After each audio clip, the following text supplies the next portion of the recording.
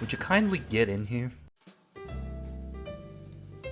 Oh, I forgot to fucking mute it again on my side. Again? I did it again, man.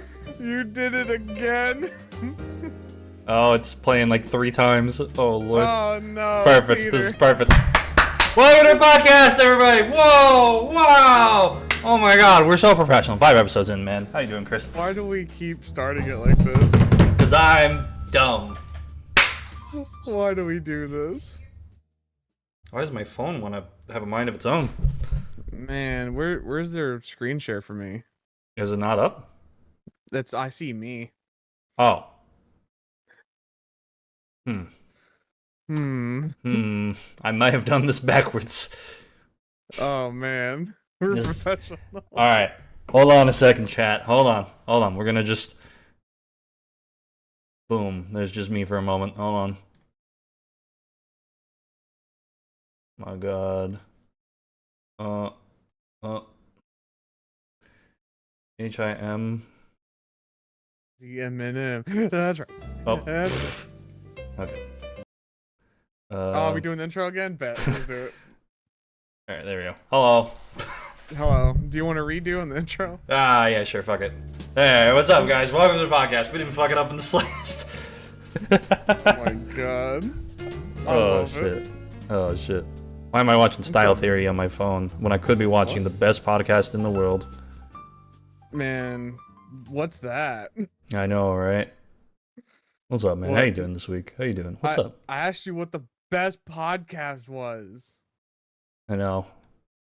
What? I know. Answer me. It's us. It's us, baby. It's us. Hey, let's go. Hey. Let's go. Hey. What's up, man? How you doing? What's up? Man, I exist, bro. How We you haven't doing? talked in so long. It's been a whole, like, 20 hours. Yeah, we haven't talked since we played games last night. This is true. And then before that, that drunk Helldiver stream. That's true. We've been talking a lot more recently. It's like we're Ew-y. friends. Ew. Whoa, we're friends? I thought we were just Co-Loafs. Yeah, I thought we...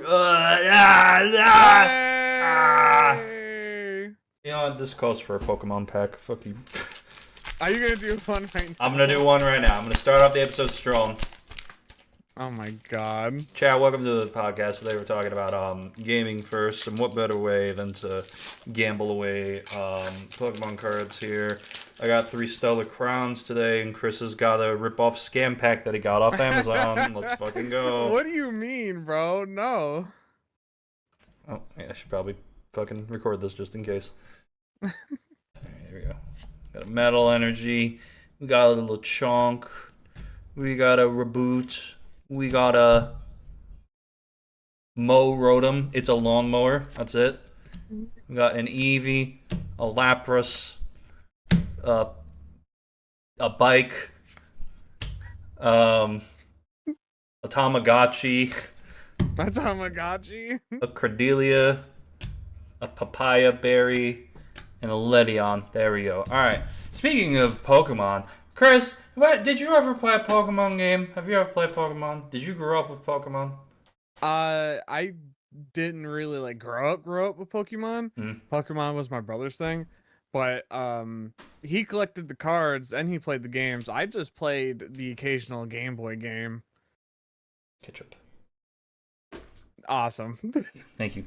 Yeah, no, I got to play a little bit of the Game Boy games growing up, but I did not get to own them because my mom was very religious and was like, video games will send you to hell or something like that.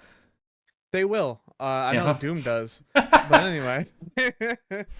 What was the Game Boy games that you played when we were younger of Pokemon? I played, I think it was Red and Blue. I think those were the ones I made. Like when I was really, really young, those were the first ones I dove into.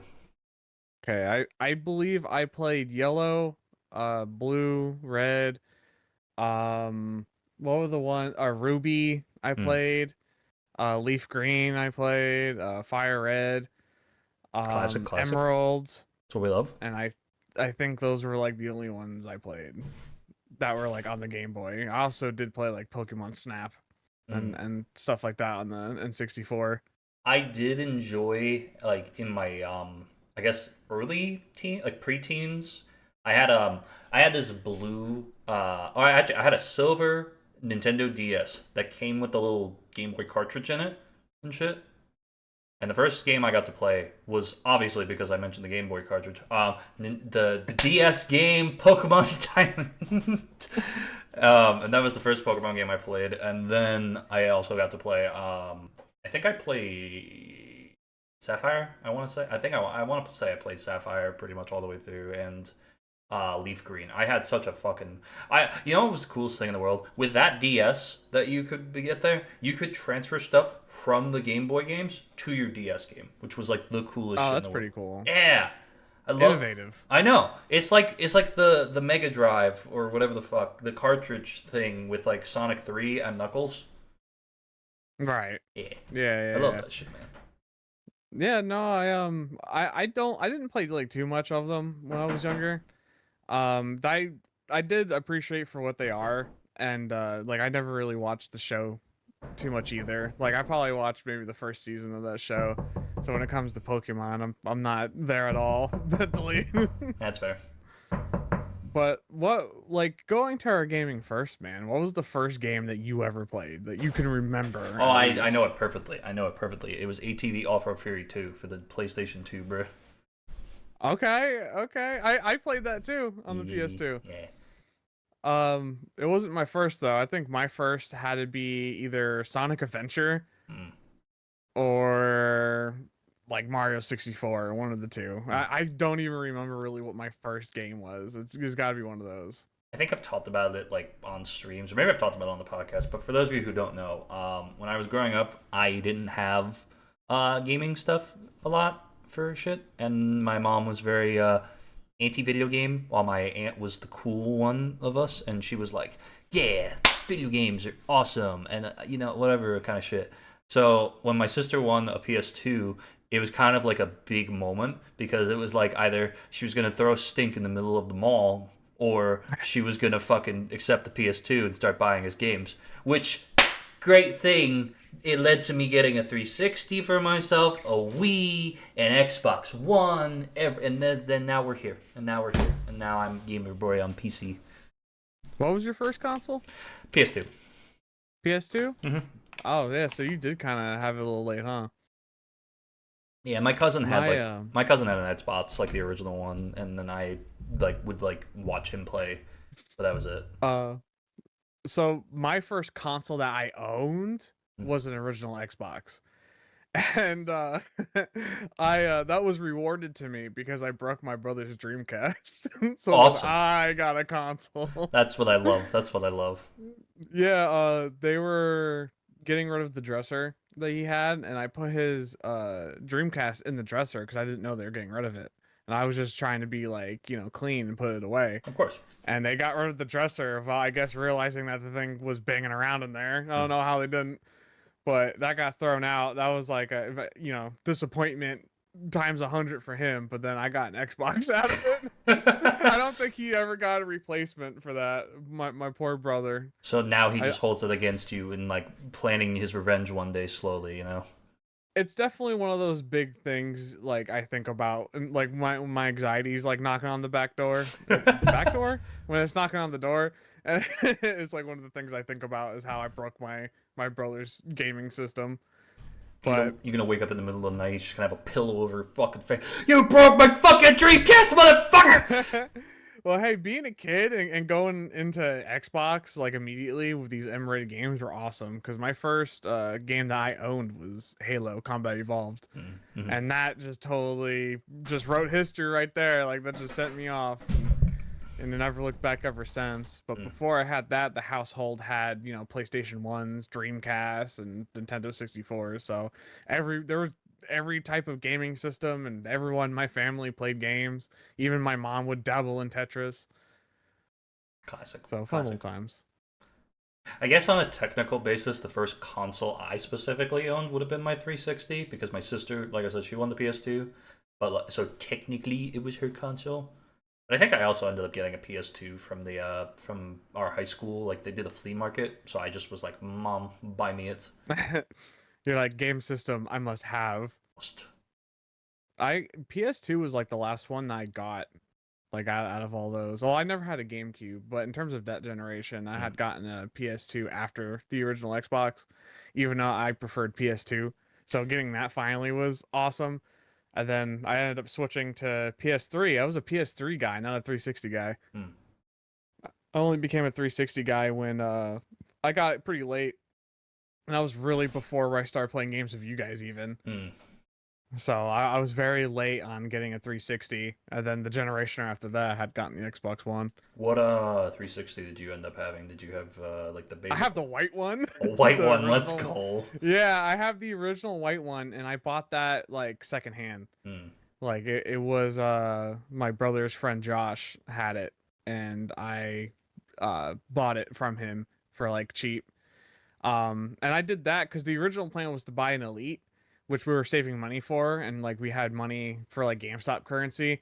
And I remember I went to go sell games, and they told me what my total was. I didn't realize that they told me it was the total of like everything. I thought they were telling me the total of what I just sold. So I had bought games with that, and it ended up being all of the money that we had saved up for the Elite 360.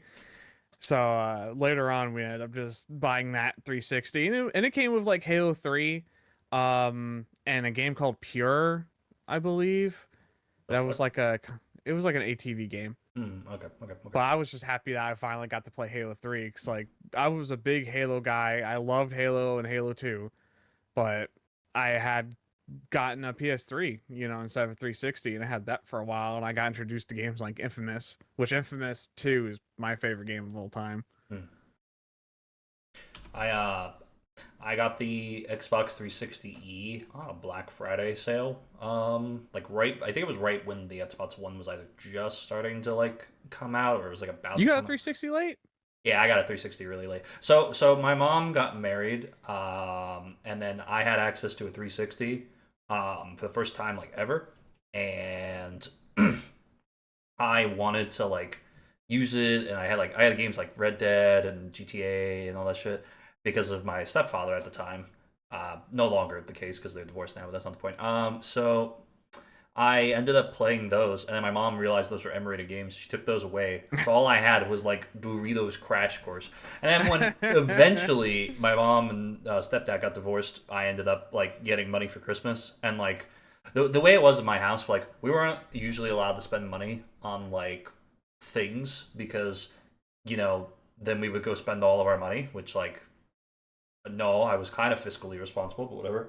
So I was like, all right, I want to buy a 360. So I was there like 5 hours early, sitting outside of the GameStop, just sitting there waiting. People were walking by and they were looking at me like I'm nuts. But I walked in, grabbed my Xbox, walked out. Boom, done. $300, easy. Man, you walked in, grabbed an Xbox without paying. No, that's not what I said. No. That's like exactly how. No. You're like, I walked into the store. I walked in and then I ran the fuck out, and the cops chased me, and it was crazy, man. Then I got shot, and now I'm dead, and now you're just talking to a no. He's playing real life GTA in here. But no. Oh my god. But that was a nice experience, though. That was a nice experience. Yeah, I mean, we already talked about this, but I mean, you had a really good gaming experience trading in your phone for the PS4. Fucking die in a hole. So, I mean, at least you have that. A fun fact, I played Halo for the first time on a PC. That's crazy. I didn't know you could do that Actually, back as a then. matter of fact, no, that's a lie. I didn't play on the 360 or on the PC. I first played on the Xbox, but I was introduced to it on the PC. My brother got to play it, and he didn't let me play. I didn't realize you could play the Halo on the PC. I didn't realize you could do that at the time. Yeah, the first Halo you could play on PC. Like it was mouse and keyboard and everything. That's crazy. Yeah, no, that is pretty crazy. Like I vividly remember that. I don't remember anything else in that room or what that room was or where we did it. I just remember being at that the computer and watching him play the first Halo and being like, "Whoa, what's this? Like this looks amazing. Like this is the future." It was like the thought that was going through my little mind. It is Combat Evolved. Oh my god. Oh my god. But yeah, I mean, I mean, I never really was one for handhelds, so I didn't really have much handhelds. I had like a Game Boy SP, but I did have pretty much any console that like was coming out, you know what I mean? I had Mm. gotten the Wii, PS3, 360. I have like 4 or 5 PS2s right now. I don't have a GameCube. I need to get a GameCube, but I have like an N64, a PlayStation 1. Like I pretty much have I have a lot of consoles. That's fair. I'm hoarding them, but they don't match up to the power that is now my PC. I I'm a miss PC boy now. I miss playing on my PlayStation 2, honestly. I have the one in my living room right now. I think there's the one at my mom, or maybe that one is my mom's. I don't know. But I have a couple PlayStation 2s myself, and then I have my 360, which is right now just a paperweight at this point. I have my Xbox One, which is 100% a paperweight. I have my PS4, which is 100% a paperweight. You had bought that Xbox One and like probably played it one time, No, bro. no, no. I played it all the time. I played I was playing like Siege super seriously at the time when I had that shit. Whoa. And then I On trans what? On Siege on on Xbox? Yeah, I loved it. I loved Siege. What a game to play on Xbox. I don't even think that has aim assist on console. I loved it. I used to love it, and then I switched to PC, and then I just all of a sudden was like, this game's trash and cringe. Speaking of paperweight, that PS4 that you traded your phone in for, you probably played that a total twice. I mean, I guess that's what happens when you're, PC master race type of guy. That Oh when you yeah. get a console, you'll play like it for a little bit, then kind of drop it. The only thing now at this point that I think I use Marissa's PS5 for is like when the new Astrobot update comes out, and then that's it. I have no interest in playing anything else on the PS5. I want to get the new the Astrobot game that came out. I have like the one that came free the PlayStation. Me too. My It's PS5 is a big paperweight. Like mm, I that's a $500 console mm-hmm. that I do not touch really at all. Like I use it to play Dragon Ball, and that's about it. Like I have to buy certain games for it just for an excuse to play it. Like my wrestling game that I used to get every year, I got on the PlayStation just for an excuse to play the PlayStation because it was just a giant paperweight. Mm. I'm more of an Xbox guy. Like I said, I have the PC now, so I barely touch that. Not as big as a paperweight as my Switch, though. I had that bitch for like 4 years and played it probably a total of 5 times. Yep. Honestly, I think I need to cancel. I don't know when my Nintendo Online comes out, but I definitely got to cancel that son of a bitch because I don't want to deal with Nintendo anymore. I don't really like what Nintendo's doing, man. Like I did like when they did the Switch because the Switch is really innovative, and I wish I put more time into it. Because I'm kind of like over exaggerating. I have put a little bit time into it, but just not as much as like some of the people who like to play things like Zelda do. I put time into Odyssey, and I think that's pretty much the only game I played to complete. Because I think I have the Pokemon, not Scarlet and Violet, because Lord knows I did not spend money on that. But oh no, I have Sun and Moon because I think Marissa bought me Moon for the 3DS, and then I just never fucking like got past the first island because I just did not enjoy the game. She beat it all the way through, and Scarlet and Violet, I think. Yeah, I don't know. I think in terms of Pokemon, I think I've only beat Emerald. That's Other than that, I don't think I've ever beaten a Pokemon game other than reasonable, that. very reasonable, very reasonable. Yeah, I mean, shit, man. Me and gaming have such a back and forth history. Because when I was younger, it was just kind of nonstop. Hmm. When I got my teen years, it kind of backed away pretty much. And even till today, like, I'll play Marvel Rivals or like Overwatch with the fam. I'll do things with you. But other than that, like, I don't really play games by myself anymore, and I'm trying to get out of that. Like, I have the occasional gem like Road 96, which is probably my one of my favorite top 5 definitely. Yeah. But like I'm trying to play Doom right now, the new one, and like I don't know if it's because it's the worst one out of the new 3 or it's just me, but like it's a chore to sit there and try to play it. Like I don't really like the level design. I'm not really too much into the combat, so I feel like I'm really struggling to just sit there and play it. but that might just be me. I don't know. I really find it repetitive, and I really hope that just isn't because I'm just not much of a gamer anymore in my head. No, I've heard a lot of people say that they're not a huge fan of how the new Doom has handled their sort of mechanic. I hear a lot of people praising it, and I hear a lot of people just being like, it's fucking cringe and trash, and this is the worst one. But then I also hear, this is the best one. The arena style shit is so great. And I'm like, Well, I don't fucking care. exactly. It's more of an arena thing, and it's more like the older Doom. So it is like classic Doom. I'm more of a Doom 16, 2016 guy. Mhm. Like I like the way that style was, and I wish they continued that. I never played Internal, so I don't know how that is. But 2016 was the thing that originally got me back into gaming when that came out. Hmm. Like I enjoyed the hell out of that, and I was hoping this Doom would do the same thing. But it's just not doing it, man. Like not for nothing, the maps are way too big to do this shit of having all these secrets. And I feel like I have to sit here and search everything, and I get tired of that.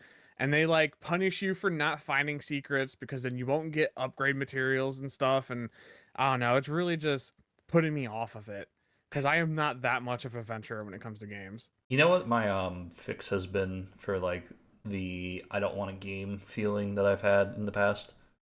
What? I will stick with like indie games and like roguelites because and roguelites maybe that's more just a me thing. I just like math. That's just me. But like Yeah. Well, you had me at indie because yeah. I feel the same way. Because, like I said before, Road 96, like I'm on there with you. Indie games is what's really popping, not these AAA games. I love there's this content creator. He does a lot of short form content on YouTube. His name's Johnny Razor, and he's done 2 videos where he's gone over a total of I think 25 indie game gems, and I have bought most of them, and the ones I've played so far have been just absolutely fucking phenomenal. Like I loved this really really simple style game called Minute. It's you have a minute to survive and exist and like try to beat the game essentially, but it's not like a speed run game. It's just kind of understanding the map and the layout and such. And I love the idea of how it looks and how it feels and how it plays. I mean, and there's like obviously there's like different save little points that like you, instead of dying and respawning at the start of the game, you can spawn at this random place here or in this hotel or in this guy's crack alley, you know, kind of shit, you know. His crack alley. But it's like yeah, I like unique games like that, and I've been really loving the experimentation I've been able to get with like roguelites myself because there's so many different ones. A lot of them are just gunners, but the ones that aren't are just fucking fun. They're so fun. Like I love Balatro, dude. I am like not too much in the roguelike. I think the only roguelike I ever sat there and played for a little bit was Risk of Rain. Mm-hmm. Sean's really, really into those. That's like his favorite genre. Mm. And I think it's my least favorite genre. Oh, I get it. It's not for everyone. Yeah, I mean, I don't know. Like, I could sit there and enjoy it for a little bit, like Risk of Rain, or like, does Killing Floor count? Nah, Killing Floor is more of like a Zed killer, like a zombies Yeah. stylish. Well, it's like I'm not too much into those types of games because I feel like I'm just kind of wasting my time. That's fair. You know, I like to play games for stories and just the feeling of just some type of feeling of gratification. You know what I mean? I feel like I don't really get that with roguelikes. You know what I mean? Like, I can give you gratification. yeah, hell yeah. But anyway, yeah, like I said, mostly story, but this is coming from a guy who now only plays like hero shooters, which I'm getting bored of. But at least with those, like it feels good to get a dub and win that intense match with the boys. When it comes to roguelikes, I don't know. I don't really feel a point to it. I feel like my end goal is non-existent really, other than just I guess seeing how far I can go. For me, there's Like, certain ones that I think spark different interests. Like there's one I played a bit of a while ago called Die in the Dungeon, where it's essentially you is that a 2D one? yeah, it's a 2D game. You love those 2D They're fun. roguelikes. They're fun, dude. You play as Frog, and depending on which Frog you play, you have a specific kind of board. And there's 3 levels to the dungeon, and what your goal is to like get to the top of the dungeon type of shit. And you have dice that can do certain things. Like there's a dice that like if you put it down and you roll a 2, then spaces that are 2 spaces away will get a boost of 2, which like say you have an attack that rolls 3 and then you get 5, and like figuring out like the math of those types of games is what really I think sells me on those types of games, honestly, because I love just messing with numbers in sorts of games. I play a game called Calculate It. It's just you're just playing with a calculator trying to get to a number, but it's just so satisfying to me. You're I don't just know. mathing. Yeah, just mathing. That's really all roguelites are to me. It's just math, and that's like the most fun thing.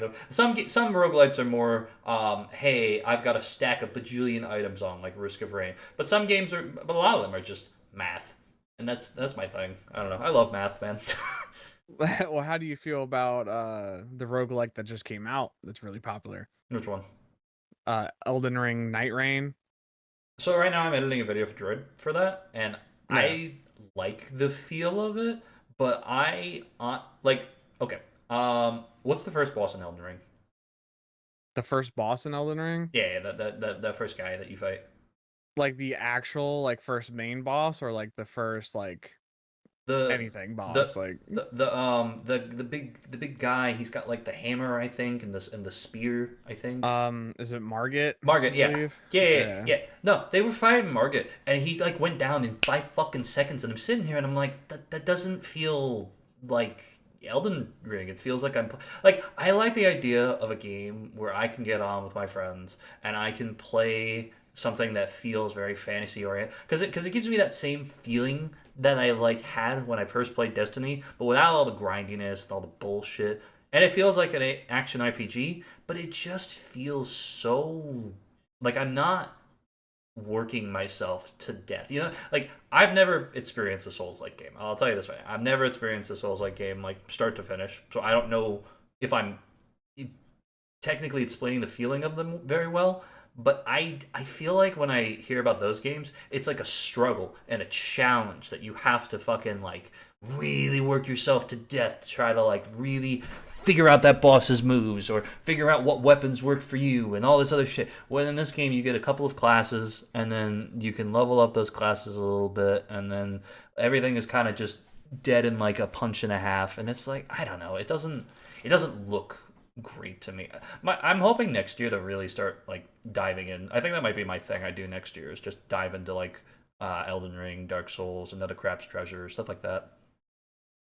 Yeah, I mean, I mean, you kind of nailed it in the head when you said that it doesn't really look like Elden Ring.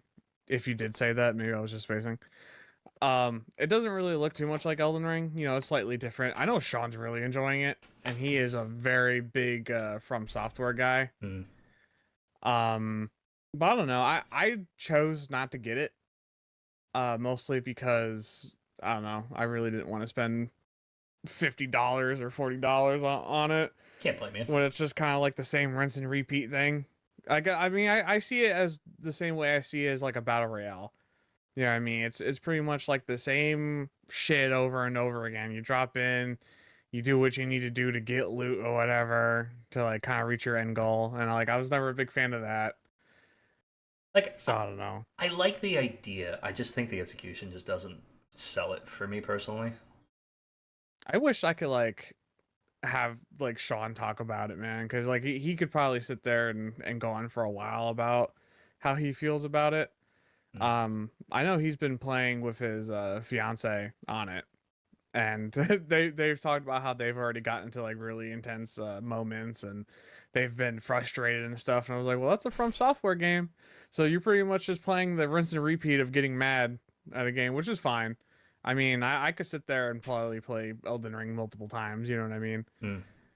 Um, I mean, shit. We're talking about gaming and gaming staples. You know, games from software. You know, Dark Souls and stuff made this whole new genre of games that are still popular today, and that's been since like the PS3, pretty much. Mm. Like that's. I mean, I do appreciate the formula. I just hate the fact that now there's a lot of clones. You Yeah, got stuff like Lords of the Fallen and shit like that. There's too much of it. that's reasonable. I never like jumped into that genre. I played. Well, I think you might remember. I played Dark Souls 3 once in my life, and Yeah, you yep. played on stream for Mhm. like 5 minutes. Yep. I beat the first boss. I did do it. It was a thing I did, but just not very good. Did you ever play Elden Ring? Did you answer that one? No, I didn't play Elden Ring. You know, bro, you gotta play Elden Ring. I know. You should do it like as like this big goal or something to like do Elden Ring and then sit there and try to beat it, man. Like I feel like that'd be epic. Kind of something like a Kai Cenat did. My thing I think I'm gonna do next year. I think maybe you were spacing out when I was saying that. I plan next year, honestly. I think I want to like just go through the year and just play those games just on stream, just see if I like them. You know what I mean? You should also play all the games that I've recommended to you. I know. I know. Yeah, you need to. I will forever say it until I'm blue in the fucking face. I want you to play Papers, Please on stream. That's one. Mm-hmm. I would love to see you play that. And I would love to see Road 96. Do it. See the one. It's one stream. I know. I feel bad about Papers, Please because I already know how the game ends. But like, This shit, it doesn't matter if you know how the game ends. nah, you're right. It's the journey. I did play Mouthwashing the other day, so that's true. That's true. Man, what about games like Getting Over It? No, never fucking again am I gonna put myself through that torment for content purposes because I don't. There's a tangent here. I don't know if you want. Well, it depends. What if it's like a content like a Getting Over It of CMPlatinum? Well, yeah, that's different. That's different. I don't care about that. Do a second one. Go the same game too. We'll increase the budget to $10 million this time. Oh God. I have a thing. Can I go on a tangent here for a second? Yeah. I have a dislike, but I also don't have a dislike as much. I used to have a huge. Well, okay. This is how I am nowadays. Nowadays, I like playing games, and I like experimenting with games a lot more because maybe I'm less jaded, maybe I'm more open-minded and shit. But when I was like in my early, like late teens, early 20s, I hated YouTuber games. You know what I mean by that? I'm talking about like the new current like trend on YouTube. What, like, kind of like a cry of fear. No, what the how do I explain this? There are games that I feel like are specifically made so that way you can make content on it. There's a game that I suggested to Droid a while back. It's called Chained in the Backrooms. It is you play as teddy bears and you are chained together and you are in the backrooms. And it just feels like the most low effort garbage in the fucking world because it kind of fucking is. And there are just games like this that exist constantly. Like, I think it was Pummel Party was the first one that was like a Mario Party clone on PC. And then there were like 17 fucking other goddamn fucking party games that just did fucking nothing and missed the fucking point of what made these games so fucking good. And then there's like 1,000 of them that fucking exist. And I hate it so much, man. Like, I like Goofy Gorillas, but if this were like 4 years ago, I probably would have fucking shot myself thinking about playing like tag in a ball pit. You know what I mean? Like, I don't like games made for specifically the sense of like, oh, we gotta make content on this. This is a game that like X YouTuber's gonna fucking love. You know what I mean? Like, it frustrates me so much, those types of games. But nowadays I'm a lot more relaxed on it. But like, there are still times where I'm sitting here and I'm like, this is a game that is just made to like play once and never play again. Yeah, they're just disposable. They're disposable games. That's the best way to put it. I hate games like that sometimes. Can I add on that? Mm-hmm, yeah. Like, so I'm with you on that. Mm-hmm. I'm actually gonna extend that to I hate when games try to do anything other than just be a fun game. Mm-hmm. Like if, like you said, be a YouTube trend to be played on YouTube, or if the goal right off the gate is to just make money, kind of like a Poppy Playtime that kind of does both. It was pretty much made just to make money and be like a YouTube trend. So I'm not a big fan of games like that right off the bat. Everything's trying to be like a FNAF almost too, where they want to like pop off on YouTube and like sell all that merchandise.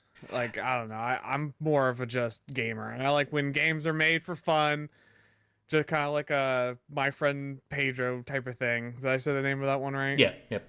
Games like that, man. Like they're not trying to be nothing other than a fun game. Well, and that's sort of an industry-wide problem that exists, is that like when a game becomes successful, you want to like try to be the next thing on that game.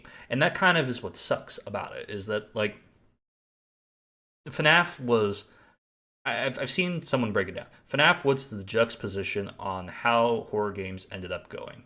You either became exactly like what FNAF did, and you did nothing, that was, the same. And the big breaking point on where that falls apart is like Garten of Banban type of shit. Like, you've got Poppy Playtime, Bendy and the Ink Machine, where they're just generic, jump scary horror things. And then you've got the other angle that FNAF goes in, where it's more in a PT sort of style, where it uses suspense and it doesn't use jump scares. But if it does, it uses them effectively. Something like, Little Nightmares, like fucking, like, other games in that sort of field. And that's what's so interesting to me, is that, like, there are so many games that fall into the first category, but there's not that many that fall into the second category, where you use what the game gives you to create and expand upon an idea.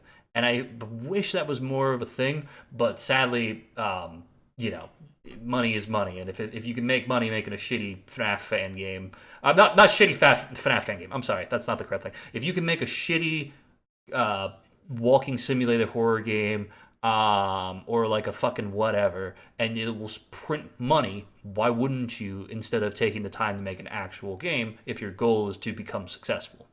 Like, it's not that it's wrong, but like, it's kind of, you know what I mean? You know what I'm trying to say here?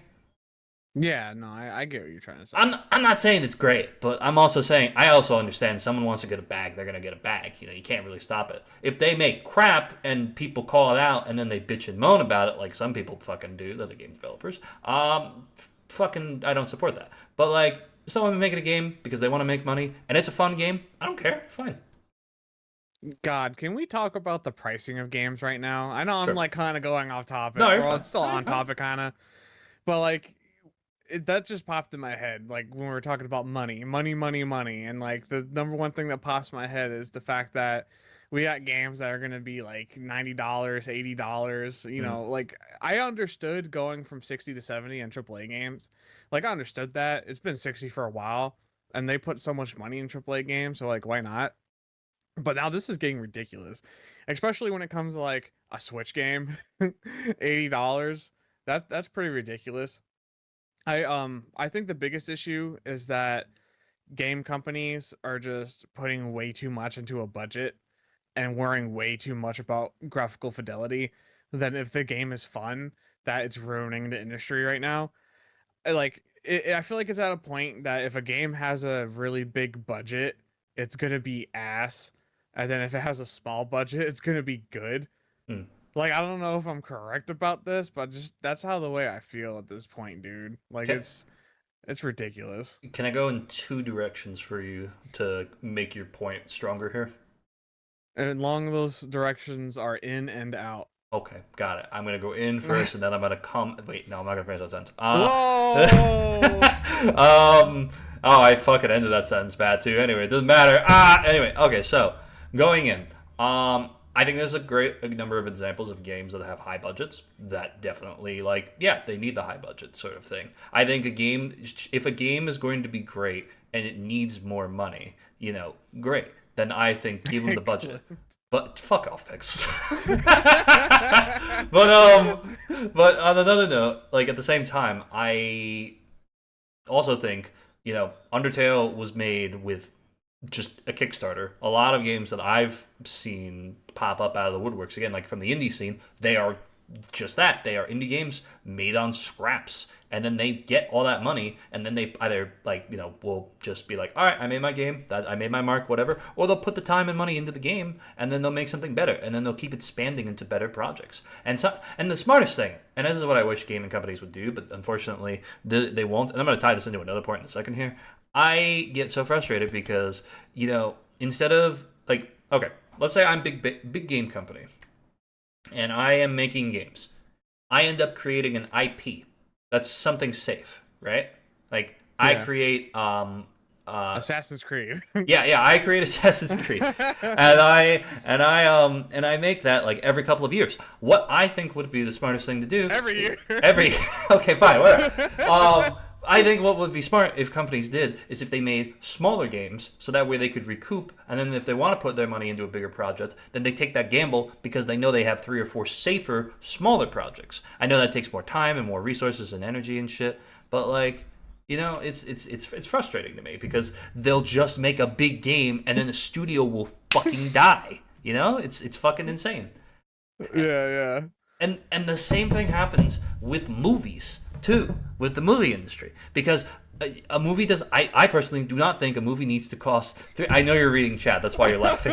I love it. I'm sorry. Keep going. I don't mean to interrupt you with my laughter. But a movie fucking what you call it? Like movies will cast like big celebrities, or they'll like throw a shit ton of money into special effects, and then they'll also give you only like 5 seconds to make those special effects and shit, and then the movie looks like shit and whatever, and then the movie bombs, and then the theaters are scrambling, and then instead of taking risks, now they're just playing it even safer because like the biggest example I have right now. There's a movie coming out by Pixar. It's called Elio. It has a $300 million budget. This is an original movie. It takes place in space. It looks great, but they have marketed it like absolute fucking garbage. Like it is bad. It is really, really bad. And if you know anything about movie budgets, which I think the same could be said about gaming budgets, you get about like 2.5 times more the budget. So let's say a game or a movie costs $100 million to produce. It costs another like 150 million to fucking market that shit. So now you end up like 250 million. So now you have to make 350 million dollars on the game or on the movie, and then it's gonna fucking flop. But then I can go and watch a shitty little movie called Velocipaster where the special effects look like someone made them in Microsoft Paint, and it's the fucking one of the most interesting movies in the world because it's simple. You know what I mean? It's just. Yeah, no, I feel what you're saying. Like the Assassin's Creed movie was the best movie ever made. Oh, of course, yeah. That's exactly where the point was going. Obviously. Oh man, nah, I feel you, man. I remember when like one of the first gaming trends. I don't know if this is where you're going, man. I keep blanking out. I'm sorry, man. I love you. So, Are you high? Are you high? I might be a little bit. Okay, Yeah, my that's fair. bad. That's okay. And this is the 2-hour episode too. Remember when Slender came out? Yeah. And like Mhm. that was probably like the first really big. Well, I mean, other than Amnesia, I guess it was like the first really like big one. And holy shit, it was like FNAF but worse. Everyone was making a Slender game with Mhm. Slender. Mhm. It was always like 8 pages or 8 paintings or something. Thank you, Pixels. Fuck you, So pencils. anyway. Like I feel like that was a little worse than what FNAF did. At least FNAF, man, some people can make really good projects. Like the Joy of Creation, for an example, was like probably the best thing that came out of a fan game. So I mean that's just how I feel. Oh, I thought you were going further.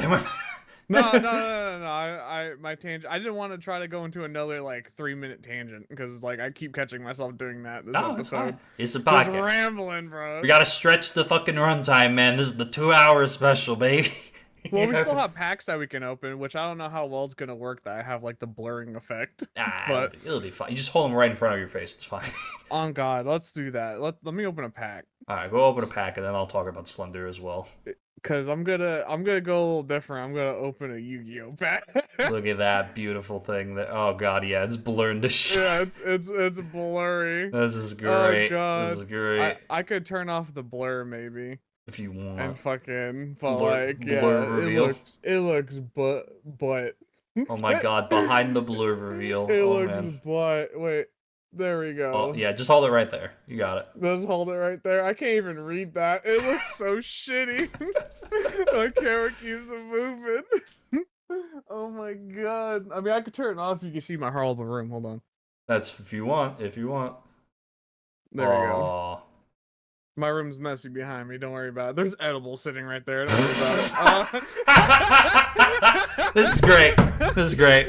This is awesome. All right. Oh fuck! I can't open it.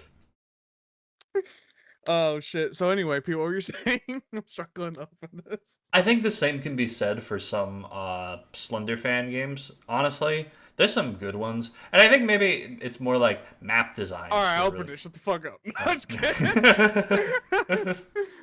All right. So, oh my god, these really do look fake. Like the backs don't even look the same like they used to. Look at this shit. Can we fucking? It looks beautiful, Look at man. that. Oh man. It looks perfect. I can't wait for the camera to keep moving on me. Mm-hmm. But anyway, we got super fucking bitch droid. Oh wait, where's my camera? Oh, right there. Jumbo drill. Jumbo drill. Mm-hmm. Yeah, you like that? We got my camera. It's going great, man. This is super heavy samurai security. Uh-huh. Ooh, that actually looks really nice for a fake card. I don't have anywhere to put these. Going good. It's going well. We got. Oh fuck. Mind you, Chad, he has 50 of these. I have 50 of these. We got this thing. I can't read it. It's blurry. Bam! Why did you tell me to do? There it goes. It keeps moving. Fury of the Kai Cenat, I think. There we go. Yeah, you can read for me. You're better at reading. The super heavy samurai scarecrow. Whoa! Whoa! I know Yu-Gi-Oh, guys. Whoa! Wait! Stop looking at me! Oh, my card fell. It's all ruined. It's not PSA 10 anymore. No. We got the Koju of the Trillion Hands. Nice. Where's Blue Eyes White Dragon? Now. We got Arthur Morgan. Emergency teleport. Uh-huh. God, see this is like expert level fucking card opening because the camera keeps moving. I should have fucking thought of this beforehand. I didn't. We got. Oh, this looks nice. This is like fucking Geodude. We got Geodude, Colossal Fighter. I want to go over to Chris's house. Bro got shitty Pokemon and animals. Let's go. Hey, let's go. Come on over, bro. This is a cool card. I like this shit. We got the Foolish Burial. Maybe I'm gonna start looking at them. I think when I fucking. That's smart. The Horns. We got Sakurai. Horn suck ass. I got Pokemon cards over my desk, or Yu-Gi-Oh cards over my desk. I got. Oh, what the fuck? This is pretty cool. Exo Sister Caribbean. Exo. A nice card. It's got stars. I didn't know they had stars. I thought they only had those little fucking gerbil ball things. It's really nice. All right, let me. Maybe that's worth something. We'll have to check the values on these. Thunder Dragon Roar. Whoa. Oh my god, these are some good fake cards. We got Techion Cloud again. That's awful. Oh fuck! One of them I didn't look. We got. Oh no, we did look at that. That's fine. Are these all the same? Okay, I was scared. We got Vessel for the Dragon Circle. Right here. Cycle. Yeah. We got. Stop moving. Pete, my camera's butt. Why don't you look through the cards and show your favorites? Man, should I? That might be the play here. These are all kind of like Galaxy Satellite Dragon. Oh my god, this is why we're doing a 2-hour special, bro. We got Release Brainwashing, which she can give me release. Am I right? Look at that shit. Peter. Yep. Whoa. Peter, she can release me. Oh. Release. I think Pixels is losing his mental sanity. I think he is. We got Armed Rebellion. Beautiful. Beautiful. We got. Hey, so you having an identity crisis? You're talking to yourself, man. You okay? Yeah. Let's skip some of these. Oh, actually, no, we can't skip. This is tradition. This is tradition. We got what tradition? Ragnarika, Wisteria of Woe. I don't know these fucking cards. God help me. All right, I got you. Hold on, let me open another pack too. I got you, man. All right, bet. Yeah. Let's do it at the same time. All right, bet. Here we go. Yeah. I'll have to show off one every 10 you talk about. That's a great idea. We got Man, the Ultra Human. Oh my god, that's sick. We got a grass energy here. Are you really gonna do this all of June? I hate this. Fuck. Got a Toadzacruel here. Let's go. But that's not as good as the Performage Ball Balancer. Ooh! He's doing so well, isn't he, chat? Oh my god, bro. These cards look nice now. We got a Milcery and a Marill. That's Pikachu? Yeah, that's Pikachu for sure. Which will fall to Battle Wasp, Sachi the Ceremonial Bow. Not if I use Rhyhorn on him. Oh no, but what if I use, bro? I'm not even gonna fucking name these anymore. I'm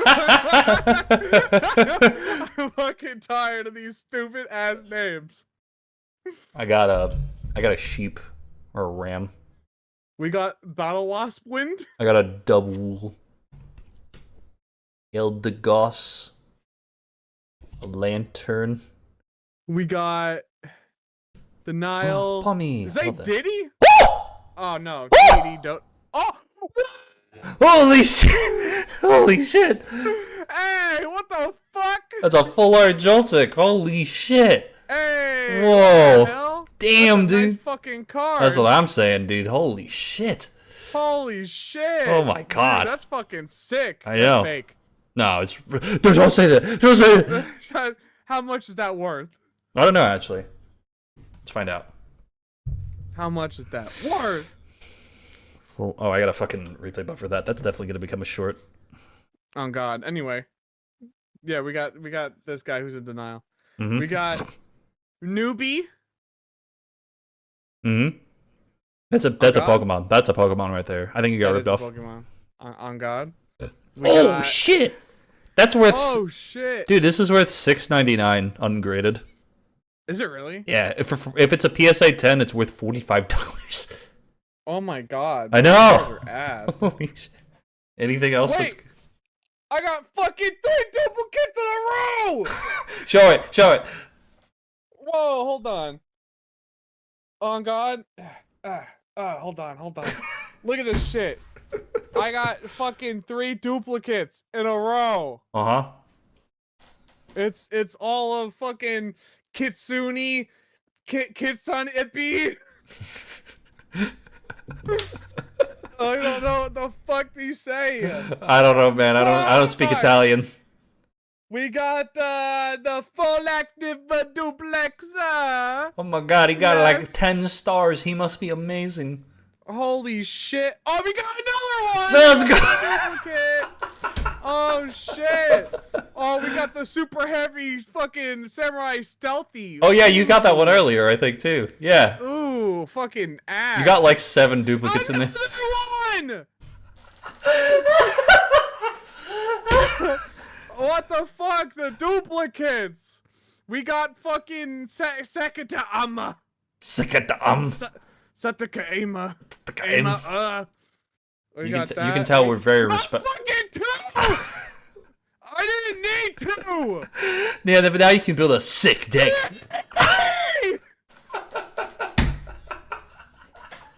I'm gonna fucking pee. Oh my god.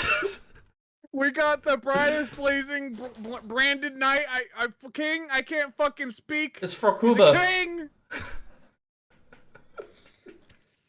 Fuck. We got Manadium reframing. I failed high school, by the way. Uh-huh. I can't fucking speak things. Another one. Look, another one. Another. We got the fucking Itude of the fucking Brandon, and let's fucking guess, is it another one? Holy shit, they're twins! We got fucking the Signet Circuit. Uh-huh.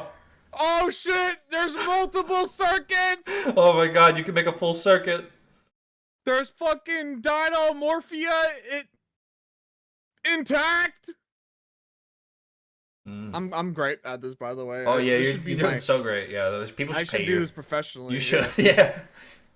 We got fucking Rainforce. You know what you should do? I'll have to say. You should. Your mic cuts out when you scream that loud. Holy shit. We got Gold Pride. It's neck and neck, which sounds horrible, by the way. And another one. Oh, there's another dude necking. Do you know what you should do? For like $50, they have like 36 packs you could buy of Yu-Gi-Oh cards. You should just do your first stream should just be you screaming about cards. I should, absolutely. I could just be like, fusion duplication! Ah! The fusion was so nice, I got it twice! Whoa! Whoa! Oh my And then we got Ruby, 9 picks. Sapphirus, the Admint Jewel. Mm-hmm. We got Valmonica, Erditar. We got Supply Soldier of the Indestructible Insects. Uh-huh. And we got fucking this guy. Is that it? Oh, that's all 50?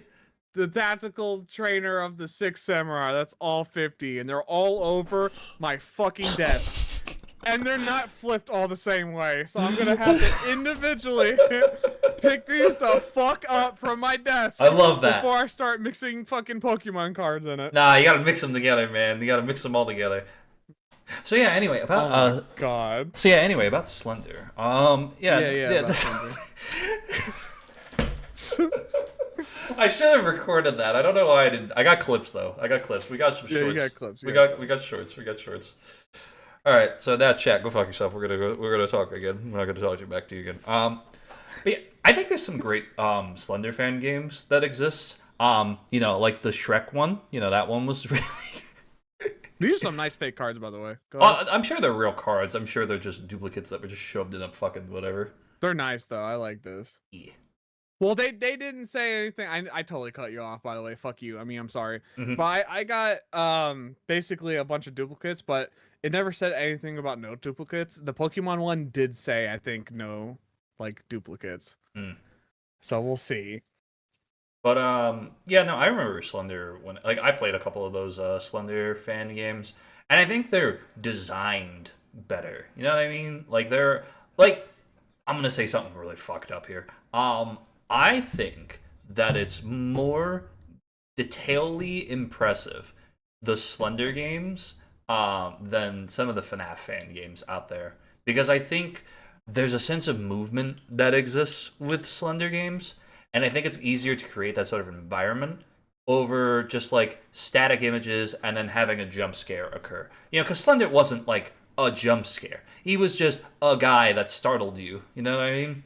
But when I see furry robots doing shit, I don't feel like it can always be as the same sort of impact that like a Slender Man jump scare gives you, which again isn't technically a Slender jump scare. He's kind of more of an annoyance, but I feel like it's a much more like easier thing to translate. And I think you can create much more detailed environments. I think you can create some much more detailed things. But on the flip side, there are some absolutely fucking incredible FNAF fan games that are like 1,000 times better than anything I have like played that's like even AAA sometimes, man. Like I think I've said it over and over again. I love Juniors, the game. It's so fucking good. Oh, okay.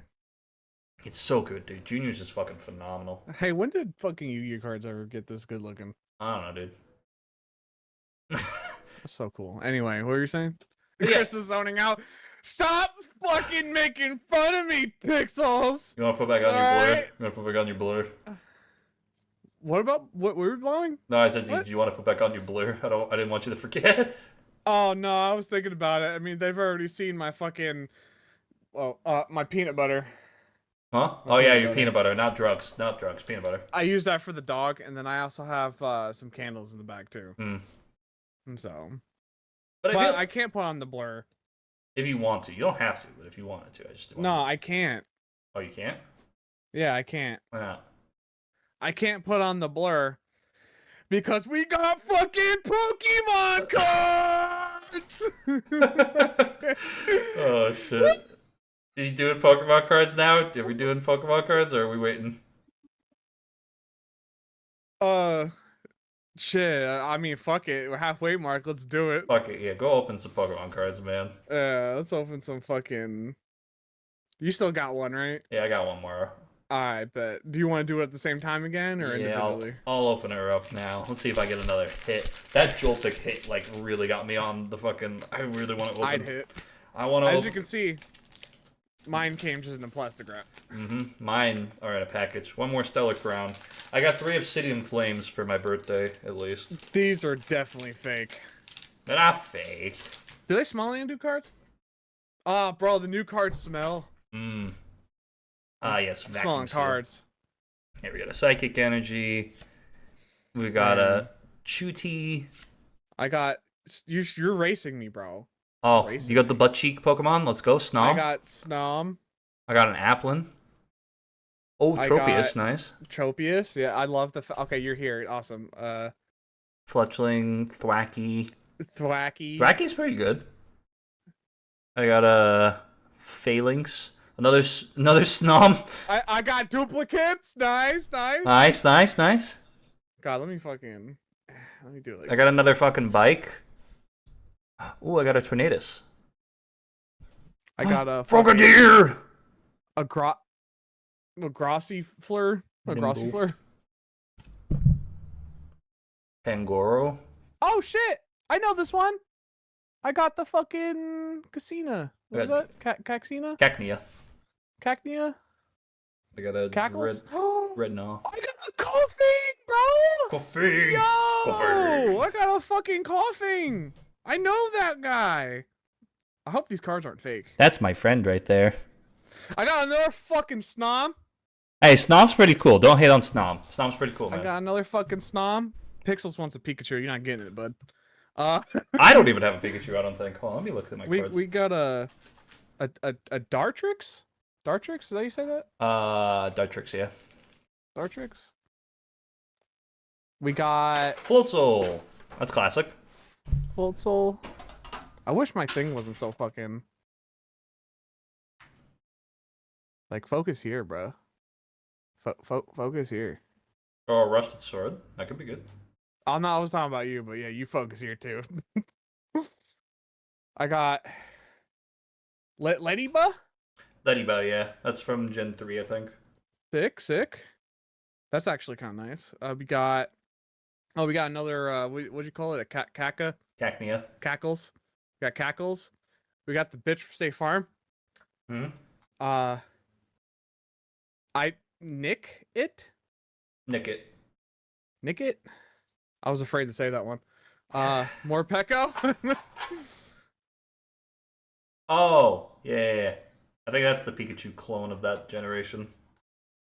Everybody's got one. God, it looks like Pikachu. There you go, Pixels. You got your Pikachu.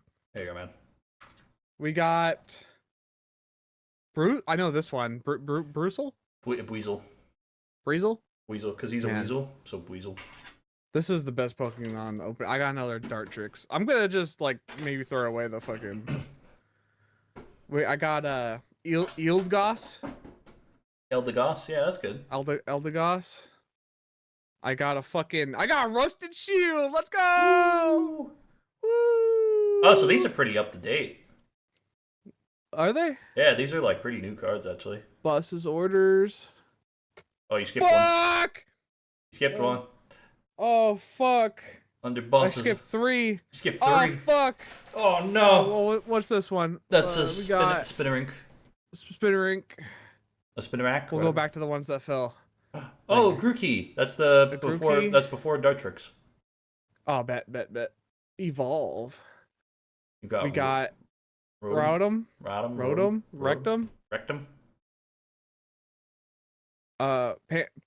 Phantump? Phantump, yeah.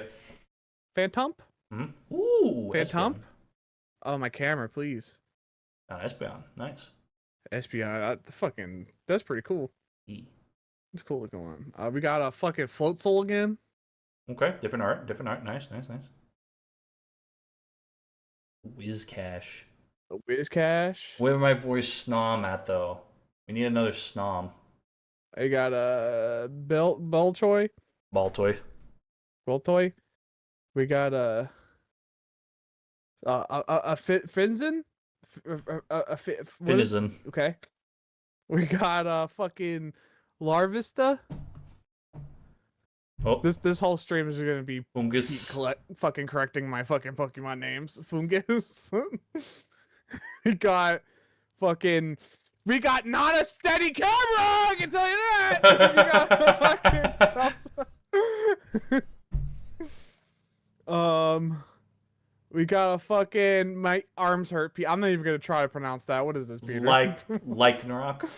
What? Fucking Ragnarok. Exactly what I just said. Oh my god. Oh god. Fucking. Oh fuck. Wait. Turbo Pass. Pro fucking Game Pass. We got Game Pass. We got a rusted sword. Again. Yeah. Well, the last one was a shield. Another Rotom. No, you got a rusted sword earlier too. Oh, did I? Oh Well, no. Dartrix. That'll be a Celebi. Man, I'm bad at this, Peter. This is not my. Fuck! I dropped my card. I got a fucking Springer rack. Bug. A fucking bug, Peter. Oh, Orsia! Let's go. If you think I get excited about these type of cards, imagine if there was a good card in here. Dude, imagine you pulled a Joltik too. A Morpeko? I think it said something about not having fucking shit in it for legendary. I think they were honest about that. That they were just a bunch of commons. Yeah. Buffing. We got fucking this bitch.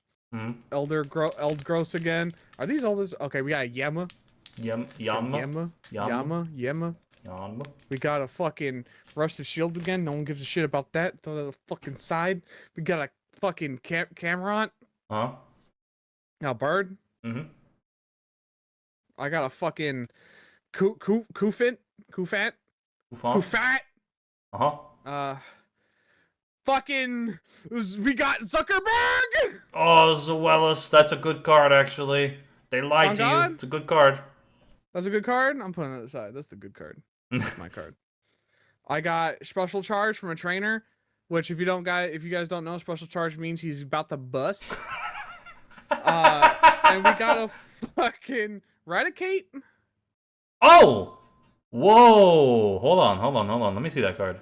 Like, get to the focus.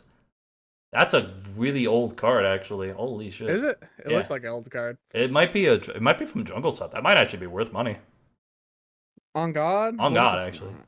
Is it fake though? No, it's real. This is real. I assume. I see. I can't tell how to tell if a card is fake or not. If it doesn't say Pokemon on the back, usually that's a good indicator. Well, fucking Logan Paul had like $1,000 fucking Charizard that was fake. That's because looked like it. Dumb. Oh, I had 3 more cards. Yeah. Okay, 2 of them are the same, but we got a Shanks. Shanks. What would the duplicates? Fuck yeah. Horsia and Yanma. So you got a Zoelis, and I got a full art Joltik, baby. Let's go. Yeah, let's go. Yours is better than mine. Yeah, fuck you, buddy. Hey, what if I got you to open one more? Nah, because I want to open those 3 for my birthday. Alright, let me put that Raticate to the side. Man, my car opening was butt. Nah, you got a couple of nice cards in there. Like, no, I meant like the way I did it was butt. That's fine. We'll just have to. I should have thought about some of these things beforehand. Now I know.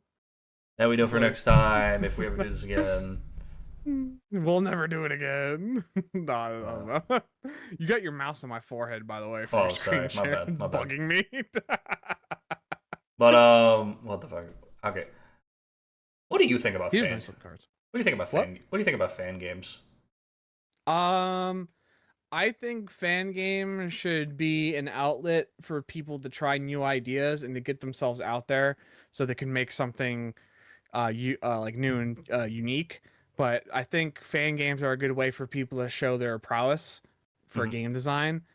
Like, and I'm talking about people who are actually taking it seriously, kind of like the Joy of Creation thing, and not just like a cash grab or like a straight up fan game where it's the same characters or whatever. You know? The thing that's I don't know how familiar are you with like fan game and how they all kind of work, kind of thing. How familiar are you with that kind of scene? Well, fan games? Yeah. I guess it depends. I know. I think Scott fucking on FNAF has like a certain thing going on with that, right? Yeah, there's the Fanverse initiatives games, but most fan games don't make $1. They don't make anything. That you can't make anything unless you're like officially licensed by the thing. And if you try to monetize, you can get a lot of fucking trouble for that shit. Yeah. Well, that's what I was saying. Like when it came to fan games that like did just like really shitty free games. Or like actual good, like it's kind of the same but not type of games That's that actually charge money and do good. That's how, like, the one thing I don't get, this is something I don't understand. Maybe someone one day will be able to explain this to me. How do you get the money to make fan games that are as, like, interesting as some of the games that exist? Like, there's a really, really interesting story. Okay, so there's a company that has made a few different reimaginings of fan games from the past. One of them I played recently. It's called Five Nights at Chuck E. Cheese Rebooted. And it was like, it's surprisingly really competently made. Like, it's really, really interesting. It's really, really fun. And I very much enjoy the game. But, like, it's free. They're not making any ads on it or anything. They're not making any money on it. So, like, how are they getting the money to do this? Or is it all just people donating their time and money for fan projects like this? Because they did a reimagining of the Five Nights at Treasure Island, which is a Disney game. Like, it's all about, like, Treasure Island from Disney and everything. And then they made a sequel to that game. And then they put out a 2.0 version of the game. So I don't understand where the fuck... Like, how do you do that? Where the fuck? It's crazy, man. That is crazy. I'm going to smell them my Yu-Gi-Oh cards. All right, man. They smell good. All right, man. I'm sorry. I like the smell of new cards, bro. They That's all right, great. man. Next time... I mean... What? Next time we'll have to get you actual packs to open so that way you don't have to buy crap. These are actual packs! No. They're legit! They're not legit. Yes, they are the packs. Mm-hmm. But anyway, that was a fun little segment. Yeah. Where are we? What were you talking about for like a good half hour? You were talking about Slender games and fan games and everything, and then I was trying to spit it to like fan games and shit. And like oh yeah, fan games are the worst. Give up your dreams. Anyway. I mean Poppy's Playtime's a good fan game. That's fucked. That's fucked. Am I wrong? Dude, okay. This is a little bit of a spoiler for the video I'm working on. Chapter 1 of that, I think I've actually said this on the podcast before. Actually, fuck. I'm gonna say it again. Chapter 1 is a fucking fun little tech demo type shit. I don't consider it a tech demo, but I know a lot of people do because it's only like 15 fucking minutes long. I like it. Chapter 2 is a fucking steaming pile of garbage that I fucking absolutely would rather see burn in the pits of hell some days. But at least, you know, it continues shit, I guess. Chapter 3 is a fucking actual horror game, and it's terrifying and tense, and it's really fucking well made, and it builds upon everything throughout the whole chapter until the boss fight that you end up getting into. And then Chapter 4 is a steaming pile of shit. On God? On God. I haven't seen any of the other chapters other than what you showed me. What is Chapter 4 recent? Chapter 4 is January. It came out, yeah. Oh yeah, and like, was it just broken, or was just the story direction not there? I don't. Okay. Most games nowadays they're broken, but like, and I don't hold that against companies anymore because at this point it's just the standard. And I expect better from game companies some days, but I also understand sometimes stuff slips through the cracks. If you leave a bunch of bugs and shit in the game, though, I don't know, whatever, fucking fine. I can't, like, bitch and moan, because they'll fix it, they'll put out hot patches, whatever. The story is just so lackluster, the characters are so lackluster. All we have is my boy, Joey, the Dough Man, and he's the best character in the fucking whole thing, because he's voiced by Michael Kovac. That's not the only reason, but, like, you know, Angel Dust is my boy there. Anyway, Chapter 4 is just so tedious and monotonous. And it, like, really fucking disappoints from Chapter 3. It's not the worst thing in the world, but, like, I just... It's just not, like, at all worth it. No. Have any of them been other than Chapter 1? Chapter 3. Chapter 3 is a genuine masterpiece of a fucking horror game. Like, truly, genuinely, like... I wish that could just be its own game. I really fucking do. Chapter 3. Well, what happens in Chapter 3 that makes it like amazing? Is it better than Chapter 1? Oh, absolutely, and a heartbeat. The game looks and plays just a shit ton better. There are new mechanics that are added in that continuously build upon themselves and like kind of build for each sort of little mini boss scenario that you find yourself in. There's some slower parts, but they're made up for with other elements that kind of work better. Like how do I explain this? First mini boss you encounter is a character called Mr. Light. She's got this very weeping angel sort of approach with her attacking thing. So if you look away, she moves. If you don't, then she doesn't move. And that's really great because it sort of creates this slow, monotonous point where you're tense and you're trying to balance between getting through the puzzles and getting through, making sure you don't fucking die. And it's great. But then on the flip side, you have a chase with a character called Dog Day that's like very straight path forward kind of thing, but it's how it's built up. It's how its presentation is shown, which is I think something that again lacks in Chapter 4. It's a lack of presentation versus a sense of ingenuity that I think falls between each of those chapters. Chapter 2 I just don't like because I just don't personally like it. But Chapter 4 is genuinely just like a very big step down from where they were heading, because it felt like they were like becoming like a very competent sort of studio, and it's like I had a lot of goodwill built up because of Chapter 3, because it's that fucking good. Like, I was about to give up on the genre as a whole because of Chapter 2, honestly, and, like, just other mascot horror type shit, because it just wasn't interesting anymore. And 4 ruined it? And no, and 3 saved it. 4 has just kind of been, like, a big disappointment. But since Chapter 3, I've opened my eyes to other games, other things, and they've worked well. Like, really, really well. I saw the trailer for Indigo Park Chapter 2, and it looks fucking phenomenal. Like, the money that they got from their Kickstarter really has been put to fucking work. Holy shit, Man,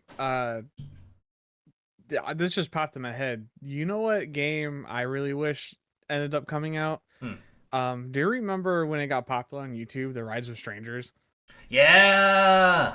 Dude, I miss that game. I constantly think about what could have been. Like, I wonder what happened with that project. Like, he made Welcome to the Game, like, 1, and then he made the second one to basically fund it. And it still hasn't come out. And he just canceled it. Like, it's not going to happen anymore. That sucks, dude. Like, did he say why? Like, I can look it up real quick. I know he talked about it somewhere. Like, I can't believe that. Like, it was such a good premise, too. It was unique as well. Like, Welcome to the Game, I believe, was good in its own way. I know a lot of people, including you, didn't like it. But I felt like it did horror differently, and that's why I really like. And I think Rise of Strangers was going to do it differently, and I like the concept they were going for. And like even the demo by itself was like really good and innovative. And I really wish he didn't cancel it. I don't know what he decided to go work on or what, but he had this like whole universe like getting set up with Welcome to the Game, and it just kind of died. It's really disheartening when you see games that could be like the next big thing everyone's excited for just kind of shit the bed. So I mean, he said, okay, so the developers made multiple statements in the past about it, saying it's magnum opus and that it isn't canceled. I'd like to be optimistic about that, but it's with so little to actually show for it. It's still being worked on. I swear, updates are starting to feel pretty empty. It's been, 6 years or so since the Kickstarter launch. I'm fairly patient, and I've waited longer for other games to release, but I'm starting to have my doubts about Rides with Strangers. Guess time will tell. It's a great concept for a horror game, and the demo was so great. Taste for its potential, I'd hate to see. It's pretty much, here's his last statement on Twitter. It doesn't exist anymore because it's been deleted. I wonder, man, I can't believe that. It's like the same thing. Well, not the same thing, but remember Yandere Simulator? I don't want to talk about Yandere Simulator. No. Dude, that was another thing that was so big that ended up dying because the guy just like wasn't doing the right shit with it. Like, he hired people and they said that it was a coding nightmare. Yep. Like, so what's with these people fumbling the bags on these games, dude? Because people would have like eaten these games up. I think sometimes success can have a price. Sometimes you get so wrapped up in making something better than it could be that you stop focusing on what made the game so successful in the first place. And like, I think that's what's good about people. Okay, I think it's a great way to look at this. There are games like Yandere Simulator, and then there are games like Lethal Company. Lethal Company could have fucking gone on forever and been popular for the rest of time for like another 3, 4 years. But Zeekers had a vision for the game, made the game proper, then got tired of it. It's not like he ran away from it. He was still producing games and stuff, but he wanted to. He didn't want to like have other people fuck with his vision. But like in that circumstance, I feel like it makes more sense. You know what I mean?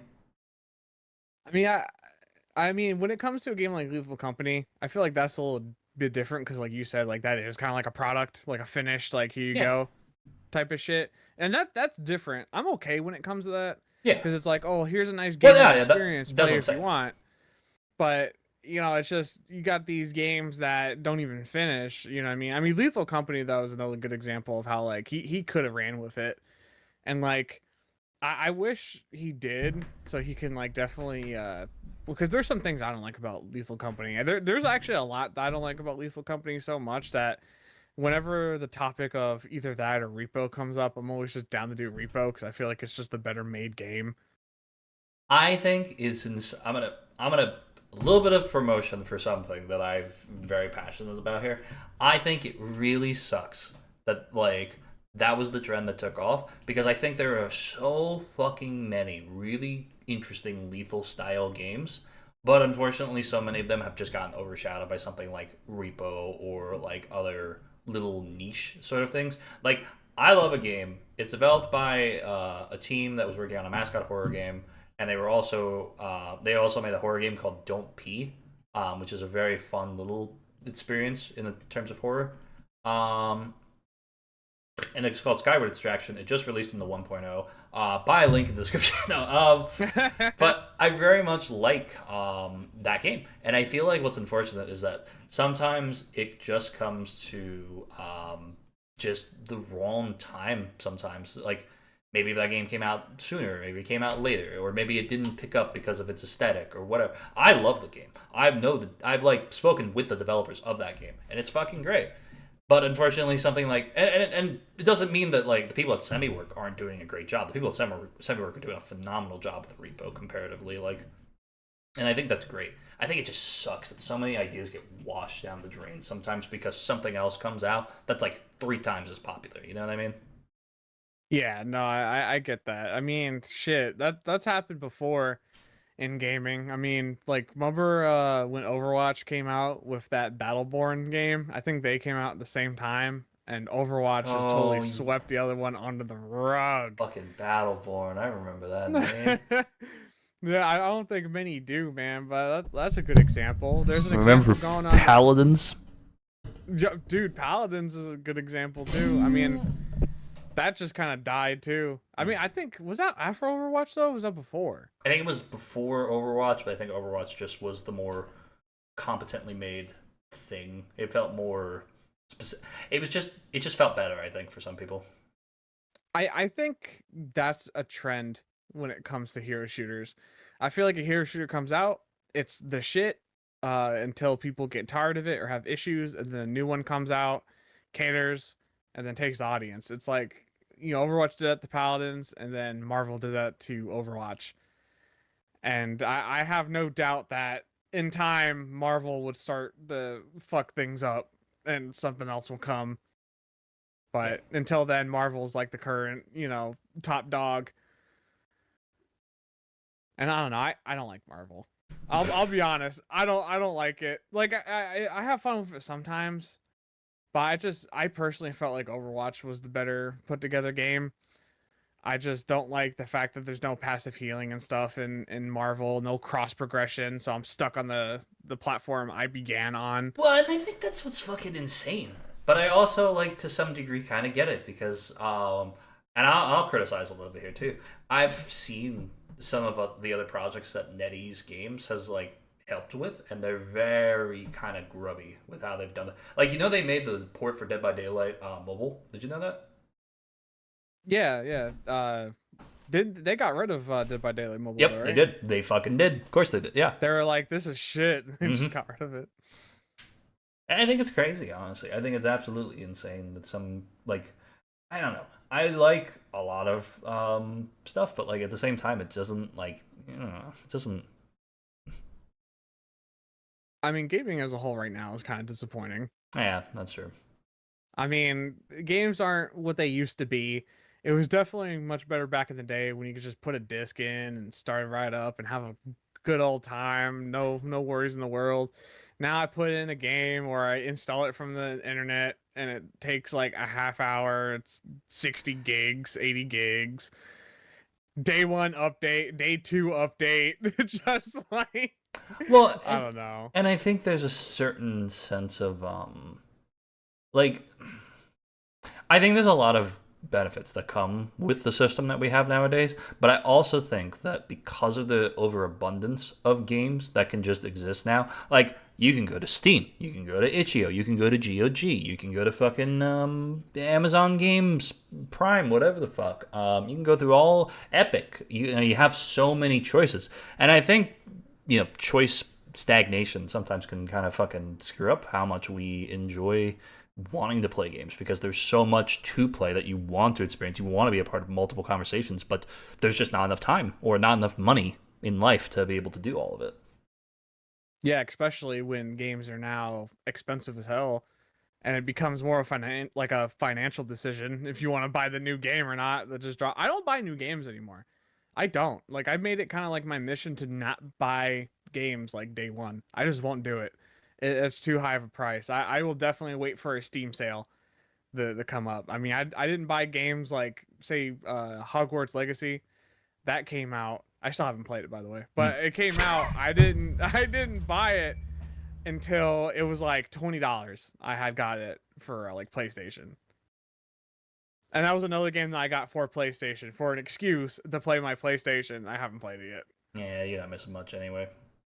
Yeah, I mean, you can say that about a lot of new games, man. Well, and I mean, think I can circle back to how disappointed I am with the new Doom. You know what I mean? It's just gaming is not what it used to be. well, and I think it's just I think the conversation around gaming has really shifted, and I think it's partially because there is such like a Mike Klubnica can make a fucking game that has this very specific sort of aesthetic and feel where you're playing a game about gambling with a shotgun to your fucking mouth. And that game can sell fucking probably millions. I think it's millions of copies that game has sold. Yeah, you know what game I'm talking about, right? Do I need to say it? No, I know what you're Okay. talking about. Yeah. Yeah, and it can sell millions. Minecraft. Yeah, Minecraft for sure. $3 for Buckshot Roulette, man. $3 fucking. And if that game goes on sale, it's because the game has done that well at giving the gaming community that is playing it what they want out of the game. Now it has a multiplayer mode, so you can play with friends on that, and it's great. And I think that like what the conversation needs to be is why are AAA games not putting in as much effort and trying to just burn? Like it almost feels like they've cashed too many checks of goodwill because like okay, what's a gaming company that you really really liked at one point but now you don't like?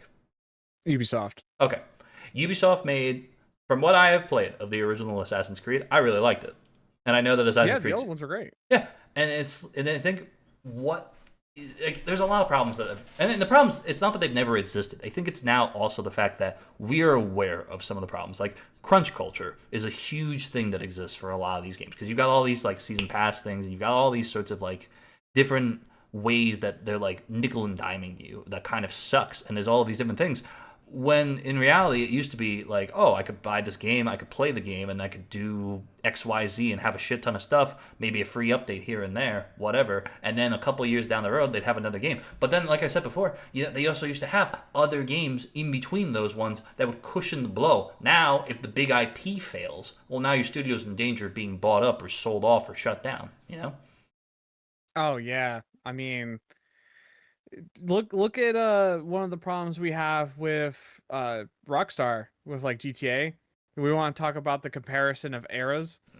Dude, the PS2 had like what, like 4 GTAs, I think so. 5 GTAs, and then GTA 5 has like 4 PlayStations, or like GTA 5 has 4 PlayStations. It's crazy because they used to pump out GTA games like crazy, and now what we're getting stuff like GTA and Red Dead Redemption every like 10 years Well, and it's like, because they want the quality to be super high. I'll be honest, GTA 6 is probably going to be a banger, just like Red Dead Redemption 2 is a banger. But at this point, like, why do we care so much about graphical fidelity? well, and that's what's so insane to me is that when we first started out gaming, like not like us, but like when gaming first started, it was just pixels, and people were like, "Wow, this is the future." Then you get like 8-bit and 16-bit and 32-bit and like 64-bit, and like you keep going up and up and up and up, and there's a point, and I think this is a point that like you could tie this into a very different conversation, but like there's a point where if you keep trying to push too much into one specific thing, all you are going to do is alienate your audience and what they want. Like, Pixar was producing movies that looked more and more and more and more realistic, while other studios like DreamWorks were going more and more cartoony and more expressive and more artistic. I said artistic, not autistic. Just wanted to go. I was about to say, what did you call me? But there's so much of like this sort of like people want creativeness, but like it's impressive when you say. I think that's the fucked up thing. I think that creativeness is much more sought after by people, but people are much more impressed when something can look so realistic, and I think that's like this really weird duality that exists. People will go see something because it's comfortable. People didn't go see a lot of like super detailed animated movies because that wasn't what they were used to seeing because it's not mainstream. Spider-Man made that shit mainstream all of a sudden. Boom! Now every motherfucker in the world's got some stylized bullshit and crap. Same with movies, but now same with games. But now it's like I want to go back and I want to play these sorts of games that are super fun and super unrealistic looking because that's so interesting. Much more than oh wow, I can see his chest hair in the ray trace sun that runs at 5 frames a fucking second. Holy shit! So like, that's kind of like my big thing when it comes to gaming is I really think companies got to stop focusing on graphical fidelity so much because I'll be honest, the jump from like PS4 to 5 was barely there. Yeah. Unlike how it was like from like 2 to 3 or even 3 to 4.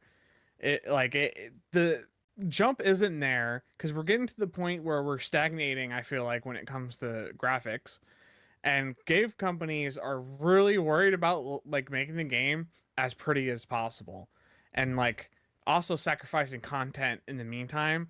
Like, I'll be like really honest with you, I would trade in Doom the Dark Ages graphical fidelity and be like, okay, Doom 2016 looked good enough. What if they just took everything from that and didn't have to like really work on more graphics and were able to expand gameplay? Because at this point, they really don't need graphics to look this good. I would rather them just focus on more content, more gameplay, more things you can do, be innovative. We're really too worried about how shit looks nowadays, and it sucks. I feel like it really hurting the game industry. Like I said before, bigger budget nowadays makes it seem like games are just doomed to fail. One of my favorite games I played recently, I was showing you the drawing when I made it. It's called Duck Detective. It is one of the best games I have played this year. Truly, genuinely one of the best fucking games I played. And it looks like the most like simple ass fucking shit in the world. Like the game from 1 to 2 looks a little bit better. They do some better animations and stuff because they've had a year to cook everything, blah blah blah blah. And that's great. But like it's not trying to like overall increase the quality to make it look like it's some ray traced realistic motherfucking duck. It's just cool. It's just fun and it's artsy and real and it's not realistic. Sometimes I want something a little realistic. Sometimes I want something gritty and real, and that's cool.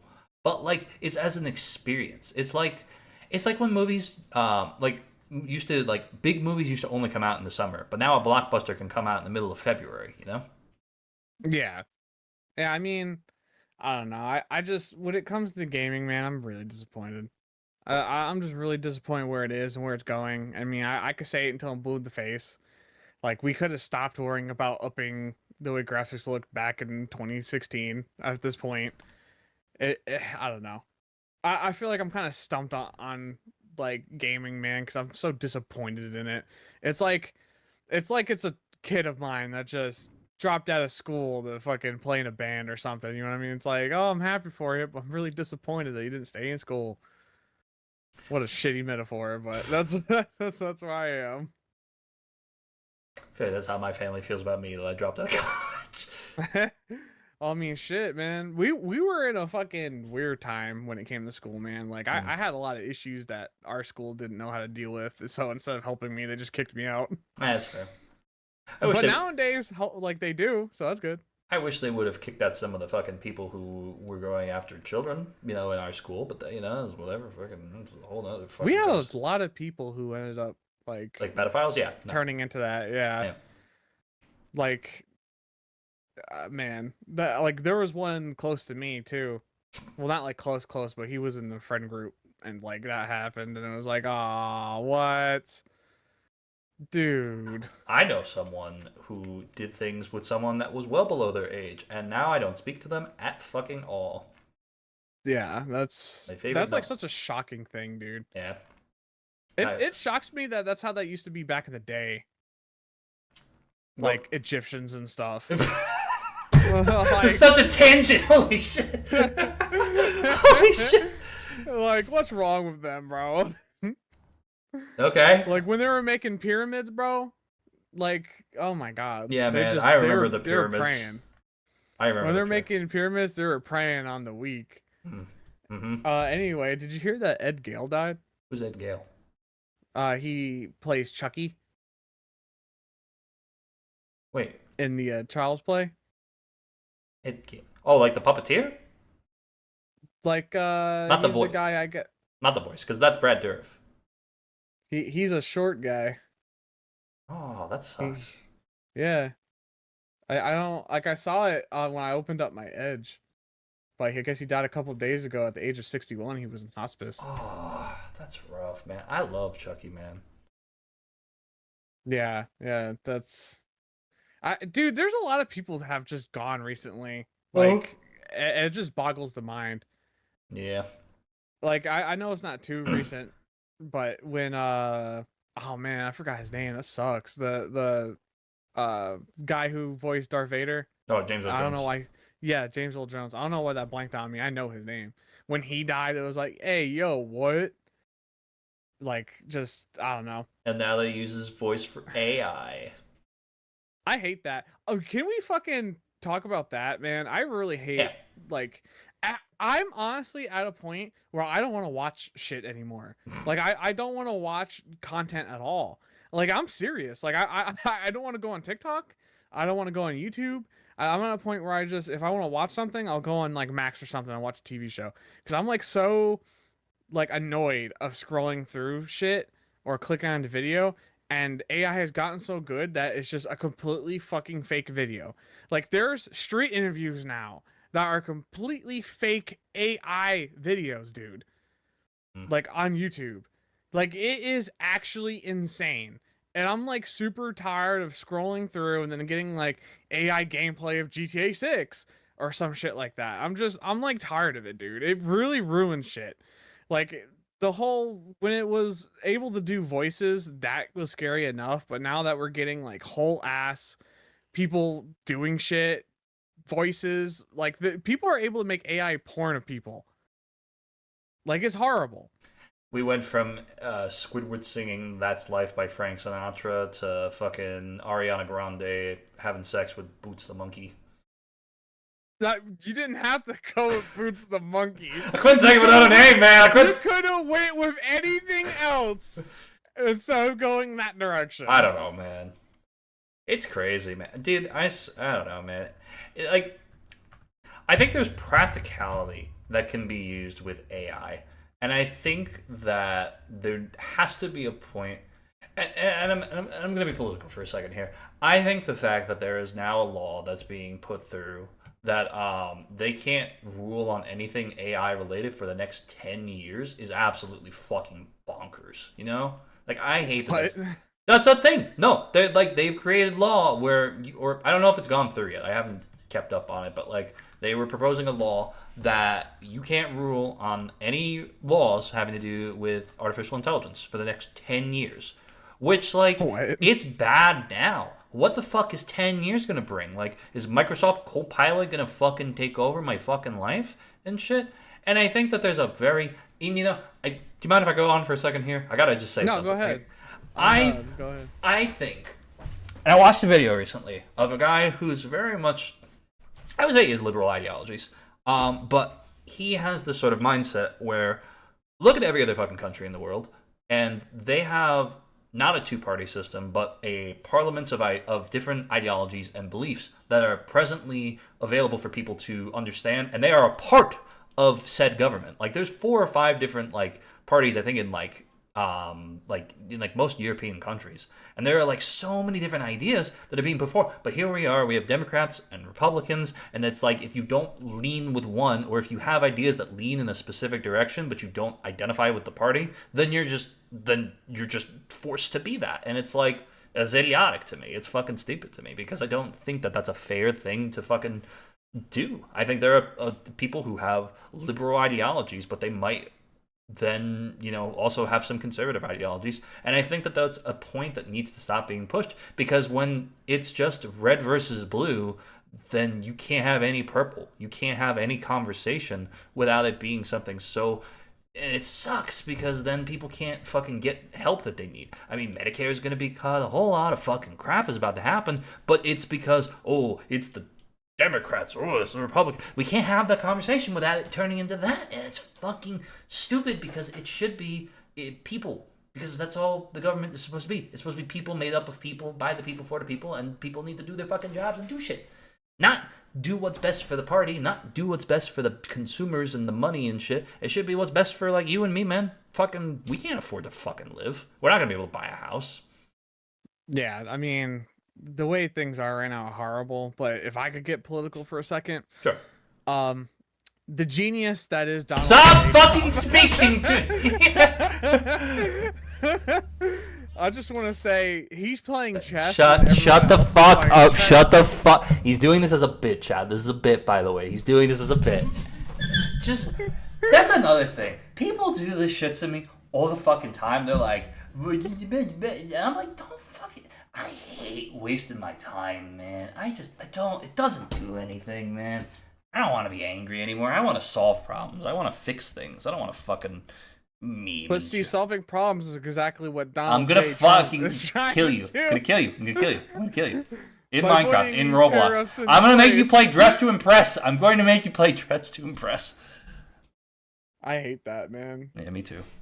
Man, you were talking about like Medicaid and stuff. Did you know that all of my stuff kept rolling over since I've been out of New York? Really? Yeah. Like, I just got a thing in the mail that said that I was on a plan and I had to call and cancel and shit. And I hate doing stuff like that, because anything that has to do with me and like my social security or anything like that puts me in really bad anxiety. Like, and no matter what it is, it ends up putting me in bad anxiety, and I'm like, oh god, someone's gonna steal my identity. I hate it. So I've actually been mentally fucked for the past couple days because I had to deal with that. Because I let my anxiety get to me super hard, even though like I called legit numbers and stuff, you know what I mean? And like it still freaked me out that I had to deal with like talking to someone about my socials and stuff. That I hate it. I wish it was easier for people to understand. I wish there were more offices. I wish there was much more. I wish there was an ease to be able to have with this sort of conversation that exists. But it's unfortunately just it's too stigmatized. It's too. It makes it difficult. And then what if you were on it and you needed those plans, and then you were just kicked off because you didn't want to talk about it? Like it's. Shit, I'm on it and I didn't need the plans. I don't. It's at least the lady I dealt with was nice. Yeah. You know what I mean? Like, she didn't seem like she was malicious, but my mind immediately goes to, oh, I just dealt with a scammer, even though like the numbers were legit and everything. I have such a fucked up anxiety brain, Peter. How's yours?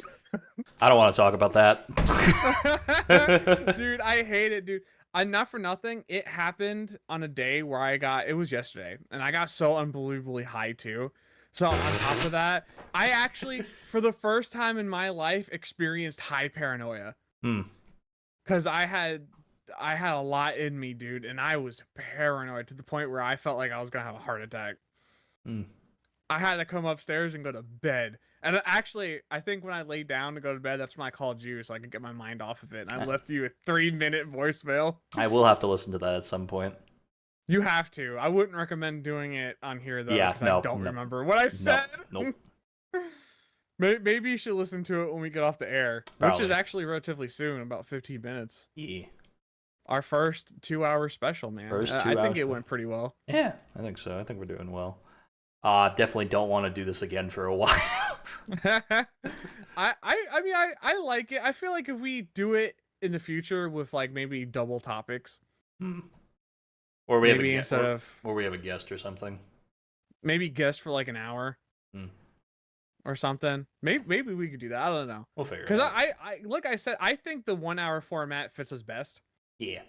But I do like the occasional 2-hour. Oh yeah, occasionally, yeah, definitely. Because like I don't know, I'm enjoying tonight. Oh yeah. Even though it's mostly just rambles and bullshit. Yeah, but that's what we do best. We ramble, we bullshit, we take shits, we fuck shits. You know, this is what we do. Yeah, everything we have like sex. We used to do back in just like the locker room. Shut the fuck up. Recently been on this so much more recently. Dude, I don't know. Ever since we like brought it up the like first episode, I think it was, or episode 0, it just even off air, just constantly making jokes about it. I think it's hilarious. I've just been playing to catch up this whole fucking thing. But stop playing with the ketchup, bro. Nah, man, I won't play with the ketchup. It feels nice in my hand, gooey. Speaking of gooey, I'm about to buy some RAM. Ooh. Yeah, I'm actually gonna pull the symbolic trigger and get some RAM. How much you getting? See, that one I don't know. I'm either gonna get just 2 more 8 sticks, or I'm going more for the latter than the former because I want to just do dual channel memory. I was thinking about getting maybe just 64 gigs of RAM in total. Do it. Cause like I don't want to. I feel like 32 might be too small still for like what I'm trying to do on here. My dad, who worked in the tech industry for years, told me something. He said, whatever the industry standard is, usually buy double. So buy 64 if you can swing it, honestly. I might get it. I'm gonna try to either look for on sale, which they have been going on sale, or I'm going to because there's options of actually paying kind of like monthly with no interest on Amazon for some things. I might do that. I did see that, recently that they've been starting to do that. I like that. I did that with my monitor, like my good monitor. This one's like 4K, 144 hertz. I had that basically on a month by month basis, which I regret it, and at the same time I don't, because I like the monitor, but boy did it put me in a bad spot to do it. I'm about to be in a bad spot myself, man. I'm getting a fucking $1,000 camera next month. on top of the fucking 100 packs of Pokemon cards sitting there. Listen, if this stream doesn't pay off, it's not gonna go well. I'm just kind of disappointed because there's no more Pac-Man over there. Oh no, they're still here. They're just overshadowed now by Pokemon cards. Yeah, no, he's still here. Oh. Are you gonna knock him the fuck out with one camera? This is honestly, like, listen, bitch. This is honestly my favorite one. I like this one. It's so fucking big, dude. Thanks. What? Hey, have you watched The Last of Us show? No, I have not. Oh, you haven't? No. Man, where are we watching shit, Peter? I don't know, man. When are we watching shit? No, okay. You know what? I'm gonna fucking put you on blast right here on air. Go ahead. That's fine. Wait. Hold on. Go ahead. All right. I'm putting you on blast live on Co-Loafs, the bakery. The bakery. Every Saturday at 6 p.m. Except today, which we did at 5 p.m., but that's not the point. It's 2 hours special. Yeah, that's not the point. We always make plans either after the podcast or after if I hop on like a stream with you that we're gonna do anime after, and we don't do it. We sit there and bullshit with people for like an hour or two, and then you get off. Watch anime with me. I want to. Something. You know, a couple of years ago, if you remember, I used to not upload videos because I was watching anime. Now I'm trying to be productive, and now you want me to watch anime. Which is it, Christopher? I'm asking literally just one night after our 5 minutes of an episode. No, a whole season. No, that's too much. You want to know something really fucked up? What? Gavin and I have been watching like Gumball every couple of nights. I hate that. Dude, I'm not gonna lie, that night we were watching, like, it was entertaining, but I was so fucked up while we were watching it that I was falling asleep in my chair, dude. That, like, I've never, like, legit almost fell asleep in my computer chair before, so I straight up was like, when you had to go to the bathroom, I gotta go, dude. Like, I can't, especially now that we're pausing it, I can't. I was like, I gotta go to bed. But I mean, we gotta do some shit, bro. We don't do it. Let's do it then. And we're not gonna do it tonight either. I promise. You know. You're gonna be like, let's do it, and we're not doing it. And I'm gonna put you on blast next episode. Yeah, sure, buddy. Sure. I'm gonna put you on blast every single episode until you watch stuff with me. I don't care what it is. Ketchup. This ketchup packet sucks. Stop fucking with the ketchup packet when I'm yelling at you, Peter. Never. This is how Marissa feels. Yes, absolutely. Oh my god, dude. Man, but anyway. Are you playing anything currently? Like series-wise? Like, you say series or serious? Series-wise. No, like, are you, like, serious, like, playing a game? Like, start to finish, like... I don't know. Like, you're not deep diving? Well... I mean, I already talked about my deep dive. I've been doing Oblivion, but... Yeah, I don't think you have anything right now, do you? That's a duck. You were replaced by a duck for a moment. No! I played, Duck Detective recently. That was pretty fun. We did, like, Pixels and I did an escape room style game. No, I really haven't played anything. Actually, you and I should get high, and I should play this game on Grandpa? Yeah, it's all about smoking weed. Okay. There's another game that we can play too. Have you ever played We Were Here? I have played the first one. I played the first one. Would you want to do the rest of them with me? Possibly. I have already promised someone else that I would do them, but then I have to talk to them and see if we're gonna ever do it. Fuck them. Your co-loafer takes priority. This is true. He is kind of sexy. Yes, I am Captain Sexy with my Captain Spider. I'm just upset that Pixels never got his Pikachu. That's fair. I'm playing this game sometime soon, hopefully. It's called Who's Lila? It's a game where you have to, like, bend a guy's emotions to, like, be emotioned. Because he's like a serial killer or something. I don't know. What? I'll play Have a Nice Death. I'm playing Resident Evil 3 next month. Are you? That's sick. Yeah. That's remake, sick. not the original. That's cool. Did you ever play the original? Nah, I never played the original. Man, you should do the remake and then you should do the original. You know what I should probably play instead, Chris? Resident Evil 7, because I've never played that. You already played that 6 fucking times. No, this dude straight up comes up to me, like, way back in the Mixer days, and he's like, oh, dude, I just streamed it on Mixer, and it got me so many good views. I'm gonna do it on YouTube next.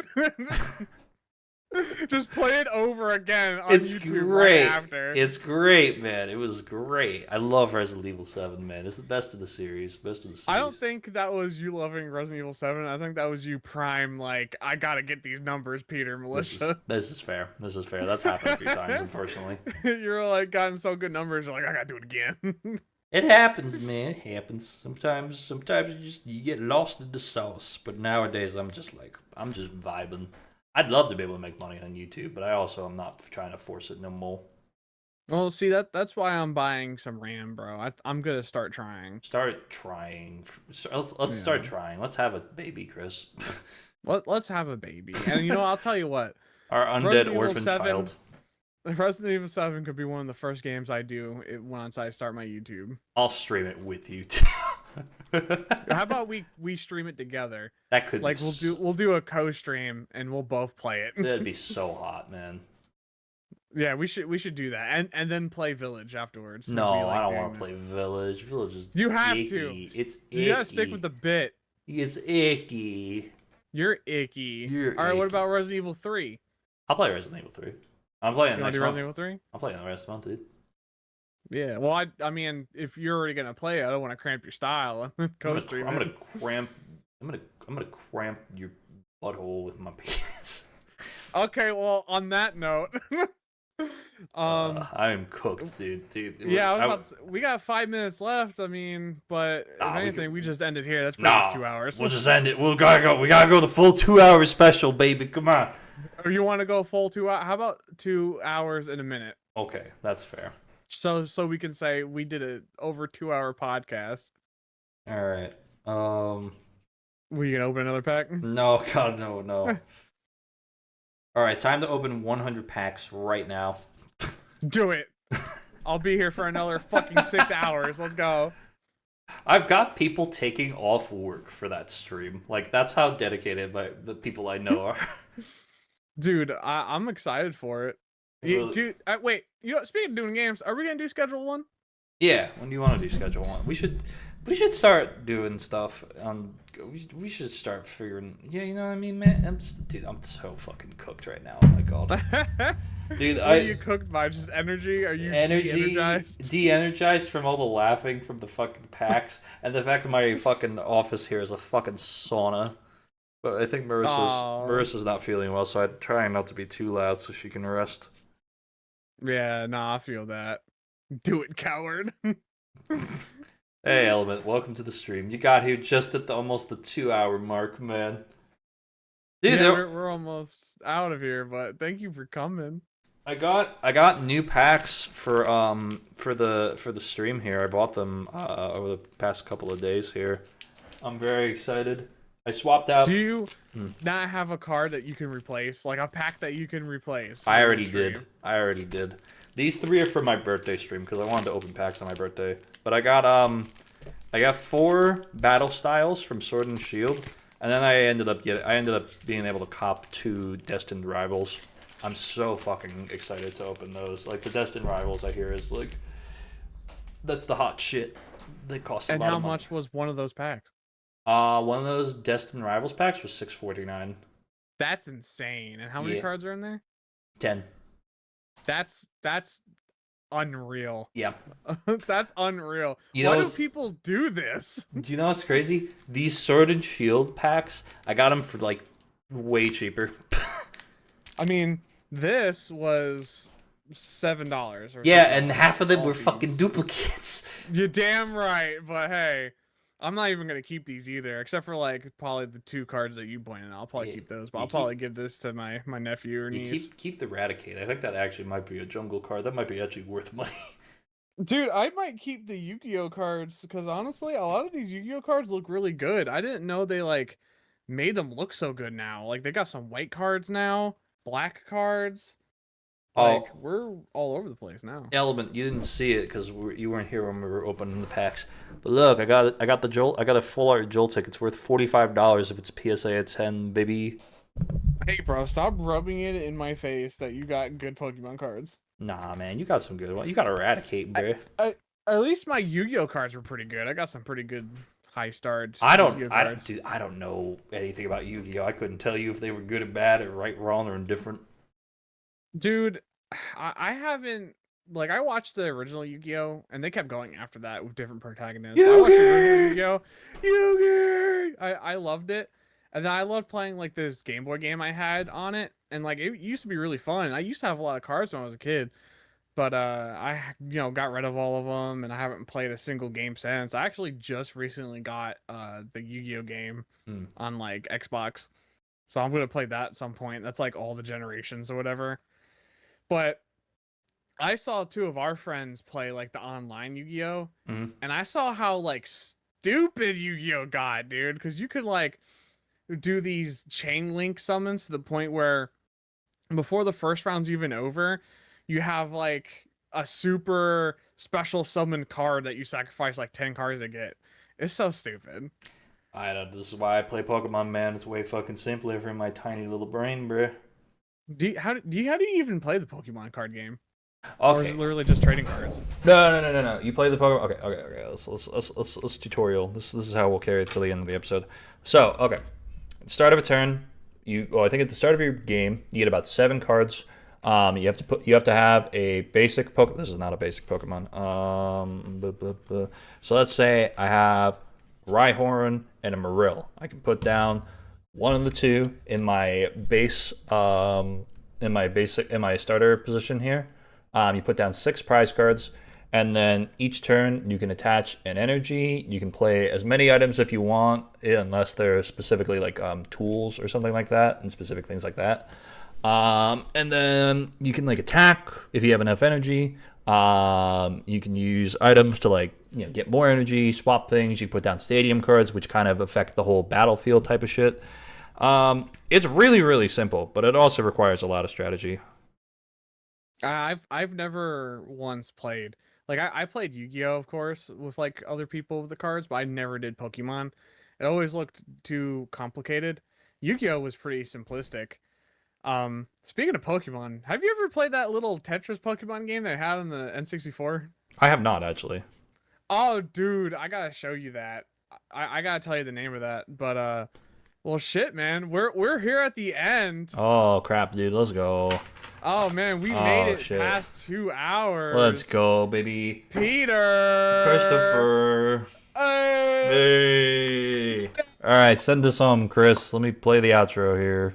Okay, thank you everyone for coming to the bakery. We hope you got everything you wanted baked right and perfect for you and your liking. Make sure to subscribe to the channel and subscribe to our channels in the description. Make sure you like the video, comment on the video. You're doing great. You're doing great. 2015 Hold on, the music's about to start fading out. Whoa! Until next time. Bye. Bye.